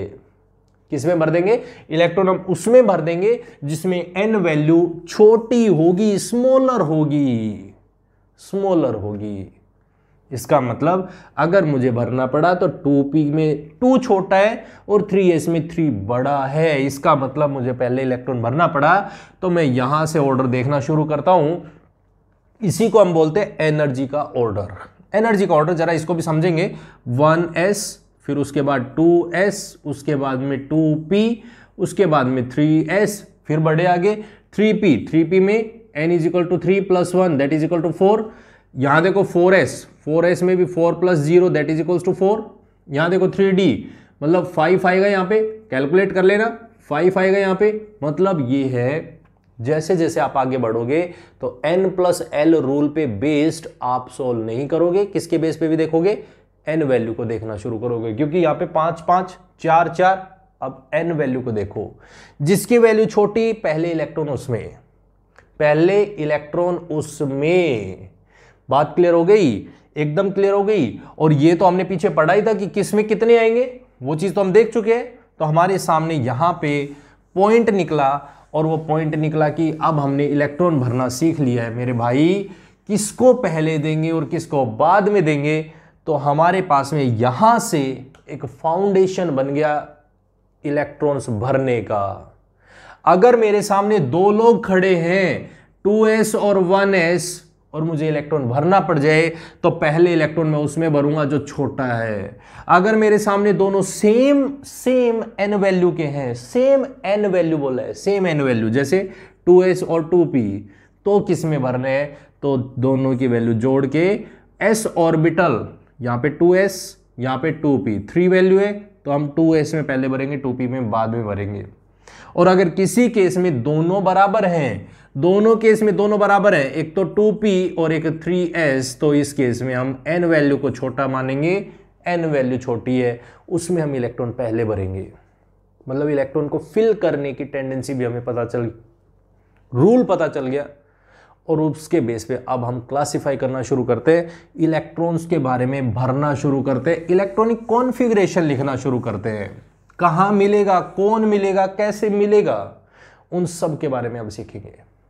अब हमने यहां से पूछना शुरू किया कि भाई ये बात तो हमें पता चल गई, इलेक्ट्रॉन यहां है, ऐसे है, यहां पे प्रेजेंट है, बिल्कुल ठीक है, लेकिन अब हमें भरने का तरीका सिखाओ। तो सबसे पहली चीज उसने बोली, अगर आप इलेक्ट्रॉन्स भरोगे ना तो ये बात समझ लेना, इलेक्ट्रॉन भरोगे तो आप कभी भी सीढ़ी कूद के नहीं जाओगे। सबसे पहले नीचे वाले में, फिर उससे ऊपर, फिर उससे ऊपर, फिर उससे ऊपर। इसका मतलब है आप कभी भी 1s को छोड़ के, आप ऐसा नहीं है कि 1s को ना भरो आप सीधा 2s में चले जाओ, नहीं। आप इलेक्ट्रॉन भरोगे ना तो उसके लिए मैं एक ऑर्डर देता हूं जिसको बोला गया एनर्जी ऑर्डर। एनर्जी में बोल दिया कि जिसकी सबसे छोटी एनर्जी, जिसकी सबसे स्मॉलर एनर्जी है, स्मॉलर एनर्जी किसकी है? 1s की। 1s के बाद में 2s की, 2s के बाद में 2p की, फिर 3s की, एंड सो ऑन। तो बोले जब भी आप कॉन्फ़िगरेशन लिखोगे ना तो आप 1s पे कदम रखे बिना आप 2s में कभी जा ही नहीं सकते, कभी जिंदगी में भी नहीं जा सकते। अगर आपको 2s पे पहुंचना है तो पहले 1s पे खड़ा होना ही पड़ेगा। इसका मतलब ये बात क्लियर हो गई कि हम पहले 1s, फिर 2s, फिर 2p एंड सो ऑन, ऐसे ही हम इलेक्ट्रॉन्स को भरेंगे। जैसे हमारे सामने अगर यदि कह दिया जाए, जैसे हमें कह दे हाइड्रोजन, जिसका एटॉमिक नंबर आप सब जानते हो 1 होता है, और सब जानते हो 1 होता है। इसमें इलेक्ट्रॉन्स भरने हैं तो 1 इलेक्ट्रॉन भरना है, 1 इलेक्ट्रॉन भरना है। किस में भरे? तो सबसे पहले हमने बोला भाई नीचे वाले पायदान पे पैर रखे बिना आप ऊपर तो जा ही नहीं सकते। इसका मतलब 1s ऑर्बिटल में 1 इलेक्ट्रॉन भरना है। एक 1s रिप्रेजेंट किया, 1s इलेक्ट्रॉन भरना है। अब s ऑर्बिटल में मैक्सिमम कितने आ सकते हैं? मैक्सिमम 2 आ सकते हैं। भरना कितना है? मुझे 1 भरना है, तो इसकी चोटी में 1 रख दो, 1। That is the configuration of hydrogen. और इस तरीके से हमें रिप्रेजेंट करने का तरीका दिया। अब की बार हमें ऐसे नहीं लिखना है 1, 5 एंड सो ऑन, इस तरीके से नहीं लिखते। कॉन्फ़िगरेशन लिखते हैं तो उसमें हम ऑर्बिटल्स को रिप्रेजेंट करते हैं। बात क्लियर हो गई? एकदम क्लियर हो गया। अब हम बात करते हैं, जैसे मान लो सपोज करो हीलियम है, मुझे इसकी कॉन्फ़िगरेशन लिखनी है, एटॉमिक नंबर 2 है तो हम कैसे लिखेंगे? 1s। भाई पहले 2 इलेक्ट्रॉन से सबसे नीचे भरो, s ऑर्बिटल में 2 आ सकते तो मैक्सिमम देते चलो। इसको मैंने 2 दिए तो मेरे पास में 2 भरने कितने थे? 2 थे, 2 भर दिए। 2 भरने थे, 2 भर दिए। अगर मेरे को लिखना है कार्बन के लिए, कार्बन का होता है 6, एटॉमिक नंबर 6 होता है, तो मुझे इसके लिए लिखने हैं। लिखो जरा, पहले मैं 1s में, 1s के बाद में 2s पे, 2s के बाद में 2p पे, फिर भी बचते हैं तो 3s में। तो हम यहां से चढ़ना शुरू करते हैं और कॉन्फ़िगरेशन लिखें तो हमारे पास में कॉन्फ़िगरेशन होगी इसकी 1s2, 2s2। देखो जरा, गिन लो कितने? 6 भरने हैं तो 2 हो गए, 4 हो गए, बच गए कितने? 2 बच गए। और 2s के बाद कौन आता है? 2p आता है, और कितने बच गए? 2 इलेक्ट्रॉन्स बच गए। तो हमारे पास देखो जरा, टोटल करेंगे तो 6 इलेक्ट्रॉन्स होंगे। सभी इलेक्ट्रॉन्स को, इसका मतलब इलेक्ट्रॉनिक कॉन्फ़िगरेशन क्या हुआ? इलेक्ट्रॉनिक कॉन्फ़िगरेशन हुआ सारे इलेक्ट्रॉन्स को उनके घर में बिठा देना। सभी इलेक्ट्रॉन्स को अपने अपने घर में बिठा देना कि हाँ भाई तेरा घर ये है तो इसमें बैठ जा, तेरा घर ये है तो इसमें बैठ जा, तेरा घर ये है तो इसमें बैठ जा। मतलब सभी को उसके घरों में बिठा देना। That is known as electronic configuration. और यहां से हमने इसको रिप्रेजेंट किया। अब हम चले कि हमारे पास, मान लो सपोज करो मुझे लिखना है मैग्नीशियम के लिए Mg, जिसका एटॉमिक नंबर है 12, मुझे इसके लिए लिखना है। लिखने चले तो सबसे पहले 1s में कितने इलेक्ट्रॉन्स? 2 इलेक्ट्रॉन्स भर दिए। उसके बाद में 1s के बाद में 2s में 2 इलेक्ट्रॉन्स, 2s के बाद में 2p और 2p में दैट इज 6 इलेक्ट्रॉन्स। मैक्सिमम आ सकते हैं 6 इलेक्ट्रॉन्स। मुझे कितने भरने? 12 भरने। 2 हो गए, 6 हो गए, मतलब टोटल 10 हुए। अब बच गए कितने? 2 बच गए, तो वो 3s में चले गए और वो हो गए ये। That is the electronic configuration of magnesium. अगर मेरे को बोल दिया जाए बोलो क्लोरीन के लिए लिखो, तो मैं कहूंगा क्लोरीन के लिए चलो भाई 17 होता है, क्लोरीन का एटॉमिक नंबर 17 होता है। चलो लिखते हैं क्लोरीन, दैट इज 17। पहले 1s में, s ऑर्बिटल में 2 इलेक्ट्रॉन्स, उसके बाद 2s में 2 इलेक्ट्रॉन्स, उसके बाद 2p में 6 इलेक्ट्रॉन्स। अभी तो 10 हुए, 10 के बाद में बढ़ो आगे बढ़े 3s में 2 इलेक्ट्रॉन्स, उसके बाद और भी बचे हुए 3p में, गिनो जरा कितने हो गए? 2 2 4 6 10 और 2 12, 5 बचे हैं तो 5 इलेक्ट्रॉन्स। इसका मतलब ये कॉन्फ़िगरेशन होगी हमारे पास में किसकी, क्लोरीन की। कैसे हम क्लोरीन की कॉन्फ़िगरेशन लिखें, बात समझ में आ गई। तो ये हमारे पास में इलेक्ट्रॉनिक कॉन्फ़िगरेशन को रिप्रेजेंट करना, कैसे हम इलेक्ट्रॉनिक कॉन्फ़िगरेशन लिखते हैं, बहुत ही बेसिक से बिल्कुल आराम से मैंने आपको समझाया है। बात समझ में आ गई एकदम। ये बात तो थी नॉर्मल सी, बिल्कुल नॉर्मल, कि हमें ये पता चल गया इलेक्ट्रॉनिक कॉन्फ़िगरेशन कैसे लिखते हैं, किस तरीके से समझते हैं। अब अगर यदि हमारे सामने कोई ये दे दे कि भाई मेरे पास एलिमेंट्स हैं लेकिन उसका एटॉमिक नंबर अब की बार इतना नहीं है जिसको मैं गिन सकूं, छोटा नहीं है, मेरे पास में 100 है, 110 है, 112 है, 118 एलिमेंट्स है, मैं सभी के लिए लिख सकता हूं। मुझे बोल दे 112 एलिमेंट का एटॉमिक नंबर है, इसके लिए इलेक्ट्रॉन्स भर के दिखाओ। अब ऐसा थोड़ी मैं 1s से 2s, 2s से 2p, 2p से 3s, 3p से 3p, 5 एंड सो ऑन ऐसे लिखेंगे ना। इसका मतलब इसको अगर हम ऐसे रिप्रेजेंट करने चले तो फिर तो हमारे लिए पूरा पेज भर जाएगा। हम इसको ऐसे नहीं लिख सकते, इसके लिए हमें कुछ और तरीका ढूंढना पड़ेगा जिसके बेसिस पे हम इसको लिख सकते हैं और इसको रिप्रेजेंट कर सकते हैं, बहुत आराम से लिख सकते हैं। ठीक है, शुरू करते हैं। इलेक्ट्रॉनिक कॉन्फ़िगरेशन लिखने के रूल्स क्या क्या है। देखो, जब भी हम कोई भी कंपोनेंट पढ़ते हैं ना तो उसके लिए कोई तरीका होता है और हम उसको हमेशा एक सिस्टमैटिक तरीके से चलते हैं। जब हम किसी भी चीज को सिस्टम से करेंगे, एक तरीके से करेंगे, उसका कोई वे होगा, करने का एक तरीका होगा, तो उसमें कोई गलती होने के चांसेस नहीं होते। तो ऐसा ही सेम काम हम इलेक्ट्रॉनिक कॉन्फ़िगरेशन पढ़ेंगे तो इसमें पढ़ेंगे तो हमें इसमें रूल्स देखने, किस किस रूल को हमें फॉलो करना है और किसके बेसिस पे हम इलेक्ट्रॉनिक कॉन्फ़िगरेशन बिल्कुल सही लिख सकते हैं। सबसे पहला काम, हम जब रूल्स देखेंगे तो उससे पहले हमारे पास में ये पता होना चाहिए इलेक्ट्रॉनिक कॉन्फ़िगरेशन जब भी हम किसी भी एलिमेंट की लिखेंगे तो उस एलिमेंट में फॉर्मूला क्या होता है, इलेक्ट्रॉनिक कॉन्फ़िगरेशन लिखने का फॉर्मूला क्या होता है। सबसे पहले तो हमें ये समझना है। तो इलेक्ट्रॉनिक कॉन्फ़िगरेशन लिखने का जो फॉर्मूला है वो फॉर्मूला हमारे पास होता है, कोई भी नोबल गैस, कोई भी नोबल गैस हो सकती है, कोई भी नोबल गैस, पहली चीज तो ये। उसके बाद अगर यदि हम रिप्रेजेंट करें तो जो हमने क्वांटम नंबर पढ़ा है n, जो क्वांटम नंबर हमने पढ़ा है स्पिन जो that is principal quantum number n, तो सबसे पहली चीज हमारे पास में उसको s से इंडिकेट कर रहे हैं, s के साथ में इंडिकेट कर रहे हैं, क्योंकि हमने देखा है n और l साथ होते हैं और उसी से हम ऑर्बिटल्स को रिप्रेजेंट करते हैं। तो हमारे पास में ns, np, n-1 into D, n-2 into F. तो हमारे पास that is the formula for electronic configuration. किसी भी एलिमेंट की इलेक्ट्रॉनिक कॉन्फ़िगरेशन हमें लिखनी है तो वो इलेक्ट्रॉनिक कॉन्फ़िगरेशन हम कुछ इस तरीके से रिप्रेजेंट करते हैं। ठीक है, कोई बात नहीं है, हम ये एलिमेंट के इलेक्ट्रॉनिक कॉन्फ़िगरेशन लिखने का तरीका तो हम देख चुके हैं, ये हमारे पास फॉर्मूला है, लेकिन अब इसको अप्लाई कैसे करें।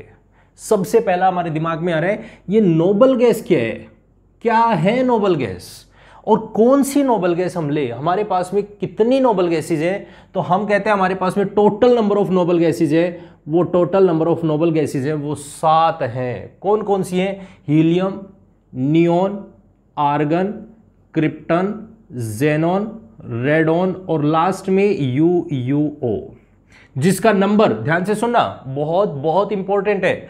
इसका नंबर है, ये फर्स्ट नंबर पे आ रही है, ये सेकंड नंबर पे आ रही है, ये थर्ड नंबर पे आ रही है, ये फोर्थ नंबर पे है, फिफ्थ, सिक्स और ये 7। ये हमारे पास में कोई नंबर है और इन नंबर पे ये आने लग रही है, एकदम सीरीज में आपको याद रखने हैं। ठीक है, अगर मैं इस एलिमेंट का इन हर नोबल गैसेस का एटॉमिक नंबर देखूं तो ये मेरे पास में 2, ये मेरे पास है 10, 18, 36, 54, 86 और 118, ये इनके एटॉमिक नंबर है। मैंने दो चीजें लिखी हैं यहाँ पे, दो नंबर लिखे हैं, एक नंबर जो मेरे पास में रिप्रेजेंट कर रहा है कि वो कितने नंबर पे एग्जिस्ट कर रही है और दूसरा नंबर जो ये रिप्रेजेंट कर रहा है कि इनका एटॉमिक नंबर क्या है। ठीक है, ठीक है, अब हम चलते हैं यहां से। इतनी नोबल गैसेज है, जरा सुनना और समझना इस बात को, इतनी नोबल गैसेज हमारे सामने, इनमें से कौन सी नोबल गैस हम सेलेक्ट करें कि वो इस फॉर्मूले में आके बैठे, यहां पे आके बैठे।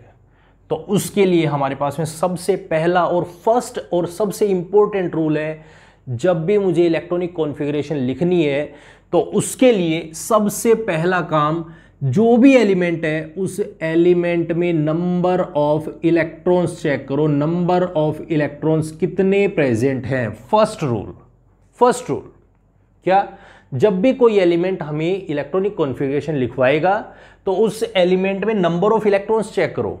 और नंबर ऑफ इलेक्ट्रॉन्स क्या होते हैं, अगर यदि वो न्यूट्रल है तो जितना पॉजिटिव चार्ज उतना ही नेगेटिव चार्ज, ये आप सब जानते हो। अगर यदि वो नेगेटिवली चार्ज पार्टिकल है, नेगेटिवली चार्ज एलिमेंट है, तो जितने भी नेगेटिव चार्ज होंगे वो ऐड हो जाते हैं किसके अंदर, नंबर ऑफ प्रोटॉन्स में, जो भी उसका एटॉमिक नंबर होगा उसमें ऐड हो जाएंगे। और अगर यदि वो पॉजिटिवली चार्ज है तो उसके अंदर से वो माइनस हो जाते हैं, जितने भी इलेक्ट्रॉन्स होते हैं उनमें से माइनस हो जाएंगे जितना भी पॉजिटिव चार्ज प्रेजेंट है। तो सबसे पहला काम आपको ये चेक करना है उसमें नंबर ऑफ इलेक्ट्रॉन्स कितने प्रेजेंट हैं। जैसे हम एक एलिमेंट उठाते हैं और उस एलिमेंट के लिए उस एलिमेंट का इलेक्ट्रॉनिक कॉन्फ़िगरेशन हम लिखना सीखते हैं। जैसे मान लो सपोज करो कोई भी है, 118 एलिमेंट्स में से मैंने कोई भी एक एलिमेंट उठाया, मान लेते हैं वो एलिमेंट है जिसका एटॉमिक नंबर है 114 नंबर है, मान लो 114 है, ठीक है। मुझे इसका इलेक्ट्रॉनिक कॉन्फ़िगरेशन लिखना है, तो हम सबसे पहला काम ये करेंगे, जब भी मुझे जिस एलिमेंट की इलेक्ट्रॉनिक कॉन्फ़िगरेशन लिखनी है तो उसके लिए एलिमेंट में नंबर ऑफ इलेक्ट्रॉन्स काउंट करो। ठीक है भाई, बिल्कुल कर सकते हैं। कितने हैं, क्या ये पॉजिटिव चार्ज है, नहीं। क्या ये नेगेटिव चार्ज है, नहीं। तो क्या है, न्यूट्रल है तो इसका मतलब जितना उसका एटॉमिक नंबर है उतनी उसमें इलेक्ट्रॉन्स प्रेजेंट है, इसका मतलब इसमें 114 इलेक्ट्रॉन्स प्रेजेंट है। ठीक है, पहला स्टेप आप ये चेक करो उसमें नंबर ऑफ इलेक्ट्रॉन्स कितने प्रेजेंट है, उसके बाद ही इलेक्ट्रॉनिक कॉन्फ़िगरेशन लिखना सीखेंगे आगे। ठीक है, फर्स्ट स्टेप।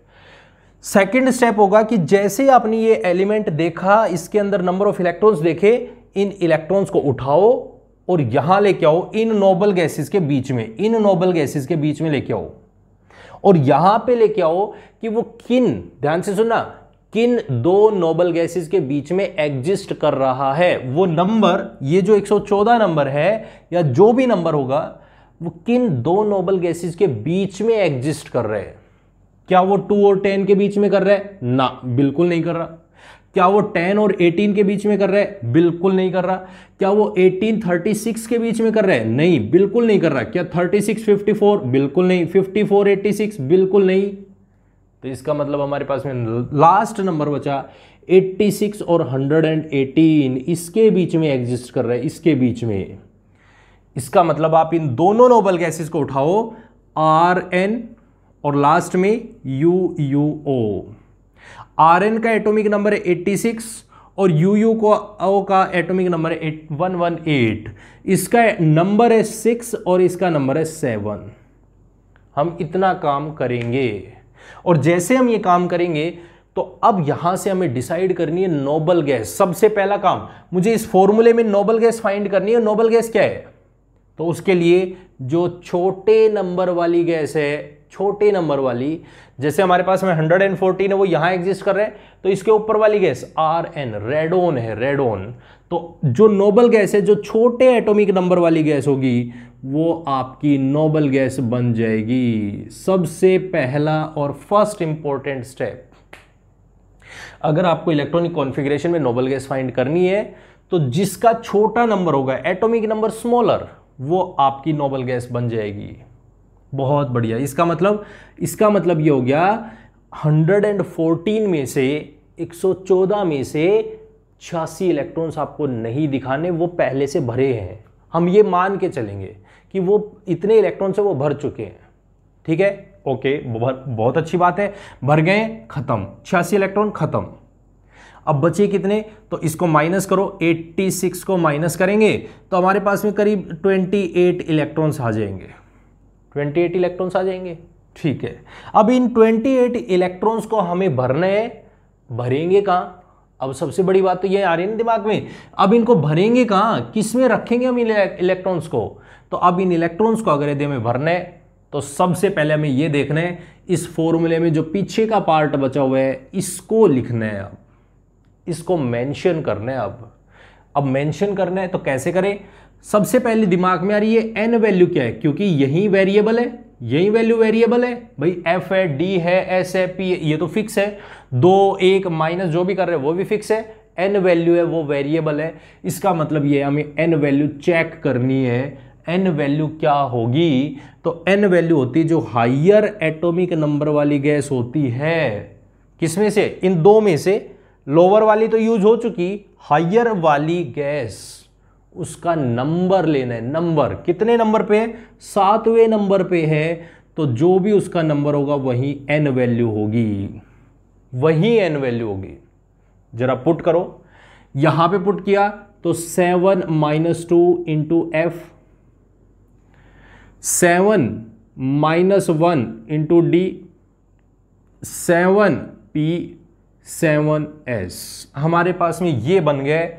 और जैसे मैं इसको सोल्व करूंगा तो सोल्व करने पे मेरे को मिलेगा Rn that is 86, 5f 6d 7p 7s। हमारे पास में ये बन गया। इसका E दैट इज 114। इसके लिए ये वैल्यू आ गई। मेरा ये जो फॉर्मूला है ये पूरी तरीके से ओपन हो चुका है और इसमें वैल्यूज पुट करनी है। अब मुझे वैल्यूज पुट करनी है। मेरे पास में ये फॉर्मूला जो कॉम्प्लिकेटेड था, जिसमें वेरिएबल वैल्यूज थी, अब वो वेरिएबल नहीं रहा, अब उसके अंदर वैल्यूज आ चुकी है, ये बन गया। इतना तो ठीक है, लेकिन अब मेरा जो नेक्स्ट काम होगा वो नेक्स्ट काम होगा इनमें से ये चेक करना है कि कौन सा ऑर्बिटल एग्जिस्ट करता है। ध्यान से सुनो इस बात को, ध्यान से सुनो इस बात को। इसमें मुझे ये चेक करना है कि इनमें से कौन सा ऑर्बिटल एग्जिस्ट करता है और कौन सा ऑर्बिटल एग्जिस्ट नहीं करता। और मुझे ये चेक करने के लिए मुझे इनमें n और l वैल्यू को देखना है। n इज इक्वल्स टू 5 है, l is equals to f के लिए कितना होता है? 3 होता है। सिंपल सी बात है, f के लिए 3 होता है। ये हमने पीछे वाली वीडियो में देखा है। मैंने आपको बार बार बोला है, अगर जिसने भी पीछे के दोनों पार्ट नहीं देखे तो प्लीज जाके वो पार्ट देख ले, ठीक है। तो हमारे पास में यहां पे n is equals to 5, l is equals to 3। तो हमारे पास में ये दोनों हो गए। n की वैल्यू 5 है, l की वैल्यू 3 है। इसका मतलब क्या हो गया? इसका मतलब हमारे पास में ये एग्जिस्ट करता है, ये ऑर्बिटल एग्जिस्ट करता है, बिल्कुल करता है। और जहां पे भी एक ऑर्बिटल एग्जिस्ट करता मिल जाए, उसके आगे वाले हर ऑर्बिटल एग्जिस्ट करता मिलेगा। अगर यदि श्योर करना है तो इसके लिए वैल्यू भी निकालो। n is equals to 6, l is equals to 2, n is equals to 7, l is equals to 1। बिल्कुल कर रहे, डेफिनेट कर रहे हैं। इसका मतलब ये हो गया कि अब मैं यहां पे कॉन्फ़िगरेशन लिख सकता हूं इसकी, और इसके अंदर जैसे मैंने ये काम किया कि कौन सा ऑर्बिटल एग्जिस्ट करता है और कौन सा नहीं करता, जैसे मैंने ये फाइंड कर लिया, उसके बाद मेरा काम होगा n+l रूल अप्लाई करना। क्योंकि n+l के बेसिस पे ही हमें पता चलेगा इलेक्ट्रॉन पहले किस ऑर्बिटल में एंटर करेगा। क्योंकि यहां पे तो 4 ऑर्बिटल्स हैं, 1 2 3 4 ऑर्बिटल्स पड़े हैं, और इन चारों में से अब कौन से में इलेक्ट्रॉन पहले जाएगा, कौन सा ऑर्बिटल कह रहा है कि मेरे पास इलेक्ट्रॉन आए, तो उसके लिए हमें देखना है n+l रूल। और n+l रूल कहता है यहां पे 5 वैल्यू है प्लस 3 वैल्यू है, तो टोटल 8 हो गया। अगर मैं इसके लिए देखूं तो 6 प्लस d के लिए कितना 2 दैट इज इक्वल्स टू 8। यहां पे देखते हैं तो 7 + 1 दैट इज इक्वल्स टू 8। सभी की वैल्यू 8 8 आ रही है। और 7s में देखें तो 7 + 0 दैट इज इक्वल्स टू 7। इसका मतलब यहां पे अकेला ऐसा है जो 7s है उसमें सबसे छोटी वैल्यू है। इसका मतलब मेरे पास में जो पहला इलेक्ट्रॉन जाएगा या s ऑर्बिटल में एंट्री करेंगे। पहले हम इन चारों में से पहले एंट्री हमारी होगी वो 7s में होगी। और हमें यह भी पता है s ऑर्बिटल में मैक्सिमम कितने इलेक्ट्रॉन आ सकते हैं, तो s ऑर्बिटल में आ सकते हैं मैक्सिमम 2 इलेक्ट्रॉन्स आ सकते हैं। इसका मतलब हो गया मेरे पास में, अगर मुझे इसकी कॉन्फ़िगरेशन लिखनी है तो Rn दैट इज 86। आगे बढ़ो, 5f 6d 7p 7s, यही होगा। अब लिखो जरा, s ऑर्बिटल में कितने इलेक्ट्रॉन्स, s ऑर्बिटल में 2 इलेक्ट्रॉन्स। क्यों? क्योंकि पहले हमने इसमें इसलिए भरे क्योंकि इसकी 7 वैल्यू है, 7। इसकी 7 + 0 थी तो ये 7 था, ये भी 8 था, ये भी 8 था, ये भी 8 था। अब बात आती है s ऑर्बिटल में, तो 2 इलेक्ट्रॉन्स भर दिए, लेकिन अब बचे इलेक्ट्रॉन्स वो कहाँ पे जाएंगे, f में जाएंगे, d में जाएंगे या p में जाएंगे। तो उसके लिए हमने बोला था अगर यदि n + l सेम हो तो उस केस में हम क्या देखते हैं, केवल और केवल n वैल्यू को देखेंगे। तो यहां पे n वैल्यू क्या है, 5, 6, 7, छोटी कौन सी है, तो छोटी है मेरे पास में f वैल्यू। इसका मतलब 14 इलेक्ट्रॉन्स यहां पे, मैक्सिमम 14 भर सकते हैं। भरने कितने, मुझे 28 फिल करने, 28, जिनमें से 2 आ चुके बिल्कुल, प्लस 14 आ चुके बिल्कुल, 16 हुए, अभी 12 इलेक्ट्रॉन्स और बचे हैं, 12 इलेक्ट्रॉन्स और बचे हैं। तो अब इनमें से देखो 6 में पहले जाएगा, और 6 में मतलब d है, d का मतलब तो 10 हो गए, 10 इलेक्ट्रॉन्स आएंगे, इसमें 10 इलेक्ट्रॉन्स बिल्कुल हो गए। ओके, अब उसके बाद बचे कितने, 14 + 10, 24 + 2, 26, 2 इलेक्ट्रॉन्स बचे हैं, तो वो 2 इलेक्ट्रॉन्स p में चले गए, और ये हमारी कॉन्फ़िगरेशन हो गई।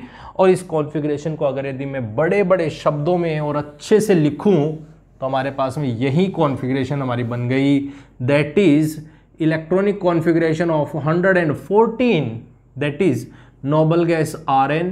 बहुत बढ़िया, आगे बढ़े तो हमारे पास में यहाँ पे 5f 14, 6d 10, 7s2, 7p2, तो ये हमारी कॉन्फ़िगरेशन हो जाती है, that is the configuration of 114।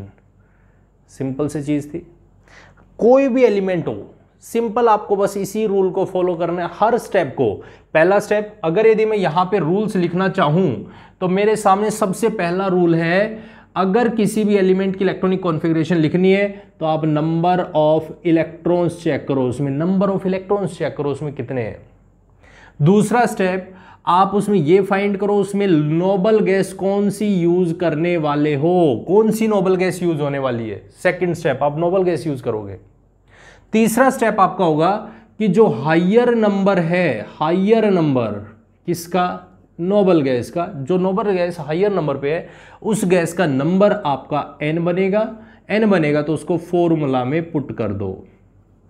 ठीक है, बहुत अच्छी बात है, फॉर्मूला में पुट कर दिया।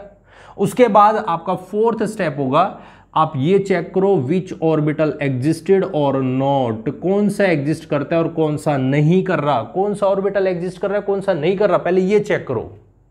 जो भी एग्जिस्ट नहीं कर रहे उसको रिमूव कर दो, और जो एग्जिस्ट कर रहे उसको लिख दो, उसको लिख दो।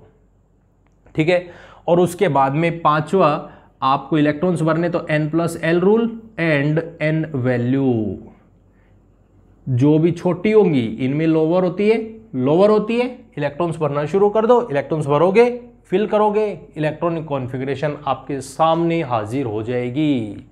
लो, ये है इलेक्ट्रॉनिक कॉन्फ़िगरेशन। और ये तभी अच्छे से समझ में आएगा जब आपको क्वांटम नंबर्स में बहुत बहुत अच्छी पकड़ो, बहुत अच्छी पकड़ो। ठीक है, क्लियर है एकदम। तो इसको ध्यान से देखिएगा, ध्यान से समझिएगा। कोई भी डाउट आता है तो वो कमेंट सेक्शन में मेंशन कर दीजिएगा, कोई भी डाउट, कि जो भी पॉइंट आपको समझ में नहीं आया इलेक्ट्रॉनिक कॉन्फ़िगरेशन में, वो पॉइंट आपको कमेंट सेक्शन में मेंशन करना है। ठीक है, क्लियर एकदम। अब कितने एक्सेप्शंस हैं, पूरी पीरियोडिक टेबल में जितने भी एक्सेप्शंस हैं वो हम नेक्स्ट पार्ट में डिस्कस करेंगे, कि जो जो एक्सेप्शंस हैं उनको हम कैसे याद रखें, किस तरीके से हम देखें। एक्सेप्शन कुछ नहीं, सब स्टेबिलिटी को ध्यान रखते हुए बनाए गए हैं, तो उन सब के बारे में हम नेक्स्ट पार्ट में डिस्कस करने वाले हैं। तो आपके सामने बोर्ड पे मेंशन्ड है 3D, 4D एंड 5D। ये तो डी ब्लॉक के एलिमेंट्स हैं, जहां पे आपको 3 सीरीज नजर आ रही है पहले वाली। उसके बाद आपको 4F और 5F, ये 2 सीरीज नजर आ रही है। तो इन सीरीज में कौन कौन से एलिमेंट्स ऐसे हैं जो इलेक्ट्रॉनिक कॉन्फ़िगरेशन में एक्सेप्शंस के तरीके से हमें नजर आते हैं या एक्सेप्शंस बनाते हैं। एक्सेप्शन होते नहीं है कि भाई वो स्टेबल होने के लिए अपनी कॉन्फ़िगरेशन को चेंज कर लेते हैं। कौन कौन से एलिमेंट्स हैं हम उनको क्लासिफाई करेंगे कि कौन कौन से एलिमेंट्स हैं जो इलेक्ट्रॉनिक कॉन्फ़िगरेशन में अपने में थोड़ा सा चेंज शो करते हैं, कौन से हैं वो, उनके बारे में जरा देखते हैं। ठीक है, तो सबसे पहले अगर मैं आपको याद करवाऊं इस सीरीज को 3D, 4D, 5D और बहुत सारे बच्चे हैं जिनको ये पीरियोडिक टेबल में ये जो एलिमेंट्स हैं वो याद नहीं होते हैं, तो मैं आपको बहुत आसान सी ट्रिक बताऊंगा जिसके बेसिस पे आप इनको याद कर सकते हो और बहुत आसानी से उन एक्सेप्शंस को भी याद कर सकते हो। चलिए शुरू करते हैं। सबसे पहले हमारे पास 3D सीरीज है और इस 3D सीरीज में अगर मैं बात करूं इनको याद करने का तरीका, तो हमारे पास याद करने का तरीका है सिर्फ scandium, titanium, vanadium, chromium, manganese, iron, cobalt, निकल, कॉपर और जिंक। और जब हम इनको याद करते हैं तो याद करने का एक छोटा सा सिंपल सा तरीका है और वो ये है, सिर्फ तुम विवाह कर लो मुझसे, फिर कोई नहीं कहेगा झंडू, कोई झंडू नहीं कहेगा। ठीक है, तो हमारे पास ये 3D सीरीज है। 4D सीरीज की बात करते हैं तो 4D सीरीज को याद करने का एक सिंपल सा तरीका है, वो ये है, ये शादी हो चुकी है, शादी हो चुकी है, अब शादी के बाद की कहानी चल रही है। और वो क्या कहानी चल रही है? लड़ाई हुई है दोनों के बीच में और लड़ाई होने के बाद में बात चल रही है, ये जिंदगी नहीं मोहताज तेरी या मोहब्बत तेरी, दोनों तरीके से आप कह सकते हो। ये जिंदगी नहीं मोहताज तेरी, रू रो पड़ेगी आओगे छोड़कर। अगर आप किसी भी चीज को छोड़ के जाओगे या आओगे तो ऑब्वियस सी बात है उसमें आपको डर लगेगा, बहुत लगेगा। तो वही चीज है, ये जिंदगी नहीं मोहताज तेरी, रू रो पड़ेगी आओगे छोड़कर। नेक्स्ट हमारे पास सीरीज है 5D सीरीज।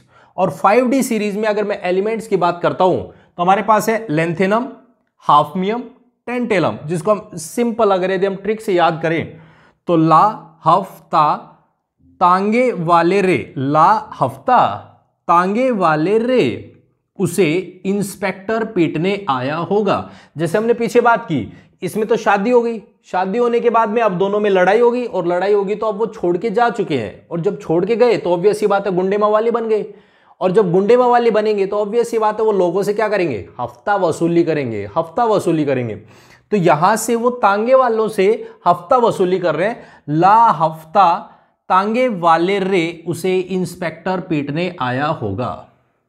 ठीक है, तो ये हमारे पास सीरीज है 3D, 4D और 5D। डी ब्लॉक के एलिमेंट्स में कौन कौन से ऐसे एलिमेंट्स हैं जो एक्सेप्शन शो करते हैं, तो जरा उनके बारे में हम बात करते हैं। 3D सीरीज में दो एलिमेंट्स हैं, एक क्रोमियम और दूसरा कॉपर। दोनों एलिमेंट्स ऐसे हैं जो कि एक्सेप्शन शो करते हैं, कॉन्फ़िगरेशन में एक्सेप्शन शो करते हैं। और इनकी कॉन्फ़िगरेशन अगर यदि हम मेंशन करें तो ये 3D54S1 शो करता है, बहुत बहुत इंपॉर्टेंट। अगर मैं इसकी बात करता हूं कॉपर की, तो ये कॉपर अपनी कॉन्फ़िगरेशन शो करते हैं 3D10 जो कि कंप्लीटली फिल्ड होता है, 4S1 ये अपना भर लेते हैं, अपने ऑर्बिटल्स को फुली फिल्ड कर लेते हैं, और ये दोनों के दोनों एलिमेंट्स 3D सीरीज के एक्सेप्शन में काउंट होते हैं, कॉपर एंड क्रोमियम। क्लियर एकदम? चलिए अब बात करते हैं हमारे पास 4D सीरीज में। तो 4D सीरीज में जब हम चलते हैं तो हमारे पास यहां से नायोबियम से अगर हम शुरू करें तो नायोबियम एक एलिमेंट, ये मोलिबेडिनम दूसरा एलिमेंट, टेक्नीशियम में कोई एक्सेप्शन नहीं होता, जो ट्रेंड में चलता है वही इसकी इलेक्ट्रॉनिक कॉन्फ़िगरेशन बनती है, उसमें कोई चेंज नहीं होता है। रदेनियम बिल्कुल, रोडियम बिल्कुल, पैलेडियम बिल्कुल, और सिल्वर इन चारों में और प्लस इन दो में, मतलब 4D सीरीज में 6 एलिमेंट्स ऐसे हैं जिनकी इलेक्ट्रॉनिक कॉन्फ़िगरेशन में आपको डिफरेंशिएट करने को मिलेगा, आपको उसमें चेंज देखने को मिलेगा। ये 6 के 6 एलिमेंट्स जो कि 4D सीरीज में जो एक्सेप्शन शो करते हैं।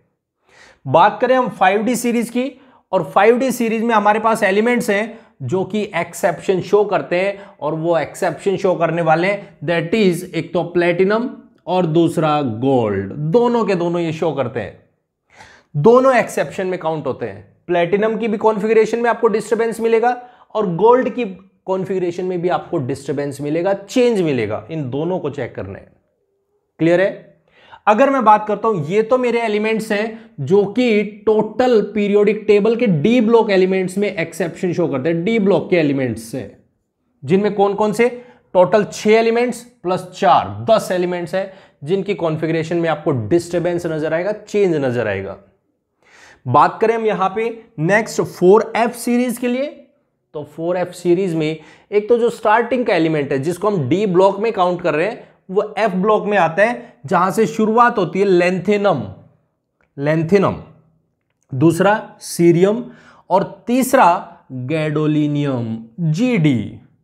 तीनों के तीनों एलिमेंट्स हैं जो कि एक्सेप्शन में काउंट होते हैं, जिनकी कॉन्फ़िगरेशन में डिस्टरबेंस नजर आता है तीनों एलिमेंट्स में।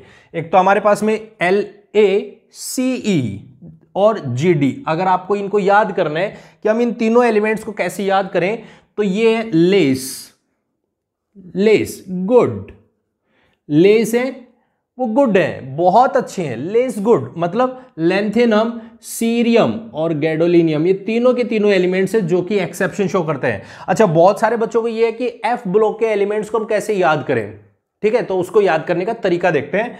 अगर मुझे F ब्लॉक के एलिमेंट्स को याद करने हैं तो हम सबसे पहले एक छोटी सी ट्रिक इसके लिए देखते हैं। 4F सीरीज के लिए हम क्या ट्रिक देखते हैं, देखो जरा। सीमा, CE से सीमा पर नदियां, सीमा पर नदियां प्रेम की समाई, सीमा पर नदियां प्रेम की समाई। घूमने गए हुए हैं और घूमने गए हैं तो हमने वहां का नजारा देखा है कि वहां के लोग कैसे हैं, वहां पे जो सीमा पे जो हमारे आर्मी के ऑफिसर्स हैं या फौजी भाई बैठे हैं वो कैसे रहते हैं। देखो जरा, सीमा पर नदियां प्रेम की समाई, यूं गदगद तब दिल हुआ, यूं गदगद तब दिल हो गया, अरे तुम ये भी लो। बैठ के दो आपस में गपशप कर रहे हैं, बातें कर रहे हैं, तो वो बता रहे हैं कि जब मैं सीमा पे घूमने गया, बॉर्डर पे घूमने गया, तब मैंने देखा वहां पे आपस में सभी फौजी भाइयों के बीच में इतना प्यार था, इतना प्यार था कि वो एक दूसरे से घुल मिल के बहुत अच्छे से रहते थे। सीमा पर नदियां प्रेम सी समाई, यूं गदगद तब दिल हो गया, अरे तुम ये भी लो। कुछ खा रहे हैं तो वो डिस्ट्रीब्यूट कर रहे हैं। तो इसके एक्सेप्शंस 3 एलिमेंट्स हैं, वो 3 एलिमेंट्स ये हैं। अगर मैं बात करता हूं 5F सीरीज की, तो 5F सीरीज को पहले हम याद करने का तरीका देखते हैं कि उनमें कौन कौन से एलिमेंट्स हैं और कैसे हम उनको याद करें। तो हमारे पास याद करने का सिंपल सा तरीका है, यहां पे 4-4 एलिमेंट्स के पेयर उठाते हैं हम। कैसे, देखो सबसे पहले हमने 4 एलिमेंट्स के पेयर उठाए और इसको याद कैसे किया, थोड़े पहलवान उनसे निपटेंगे। क्या बोला मैंने, थोड़े पहलवान उनसे निपटेंगे, बहुत अच्छी बात है। उसके बाद नेक्स्ट पेयर उठाए और नेक्स्ट पेयर में मैंने ये कहा पुराने आम कम बिकेंगे, पुराने आम कम बिकेंगे। सैफ है, उसको बोला है पुराने आम है वो कम बिकेंगे, आमों का मौसम चल रहा है तो पुराने आम कम बिकेंगे, सैफ, ठीक है। लास्ट में हमारे पास यहां पे ऐसे फेमस, इतना फेमस KDMD है, इतना फेमस है, सॉन्ग्स है उनके, इतना फेमस MD, नो लड़की, उसको कोई लड़की नहीं मिली। तो हमारे पास में ये 3 पार्ट्स में हम इसको याद करते हैं।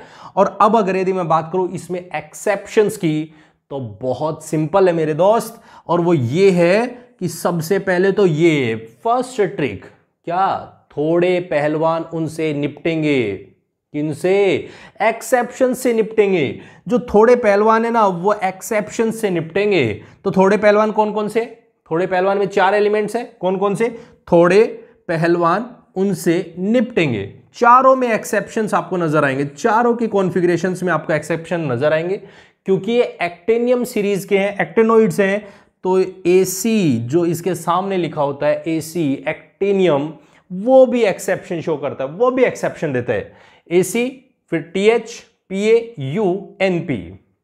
और लास्ट में, क्योंकि हम ये बात बता रहे हैं, वो किसको बता रहे हैं, CM भाई साहब को बता रहे हैं, CM को बता रहे हैं कि भाई थोड़े पहलवान उनसे निपटेंगे, CM भाई साहब हैं, हम उनको बता रहे हैं। तो हमारे पास ये जितने भी मैंने राउंड लगाए हैं, जितने मैंने सर्कल लगाए हैं, उस सभी की कॉन्फ़िगरेशंस में आपको एक्सेप्शंस नजर आएंगे। बिल्कुल क्लियर हो गया, एकदम क्लियर हो गया। तो ये छोटा सा एक छोटी सी ट्रिक थी जिसके बेसिस पे आप बहुत आसानी से आप इन एलिमेंट्स को देख सकते हो कि किन में एक्सेप्शंस नजर आते हैं और कौन से एलिमेंट्स हैं जिनमें आप एक्सेप्शन इलेक्ट्रॉनिक कॉन्फ़िगरेशन को लिखते टाइम पे आप देख सकते हो। आई होप आपको सारे का सारा डाउट क्लियर हो गया है इलेक्ट्रॉनिक कॉन्फ़िगरेशन में क्या क्या एक्सेप्शंस है। अगर आपको ये वीडियो अच्छी लगी तो इसे लाइक, कमेंट और शेयर जरूर करें, और साथ में अगर हमारे चैनल को सब्सक्राइब नहीं किए तो प्लीज चैनल को सब्सक्राइब जरूर करें। Thank you very much and have a nice day, bye bye, take care.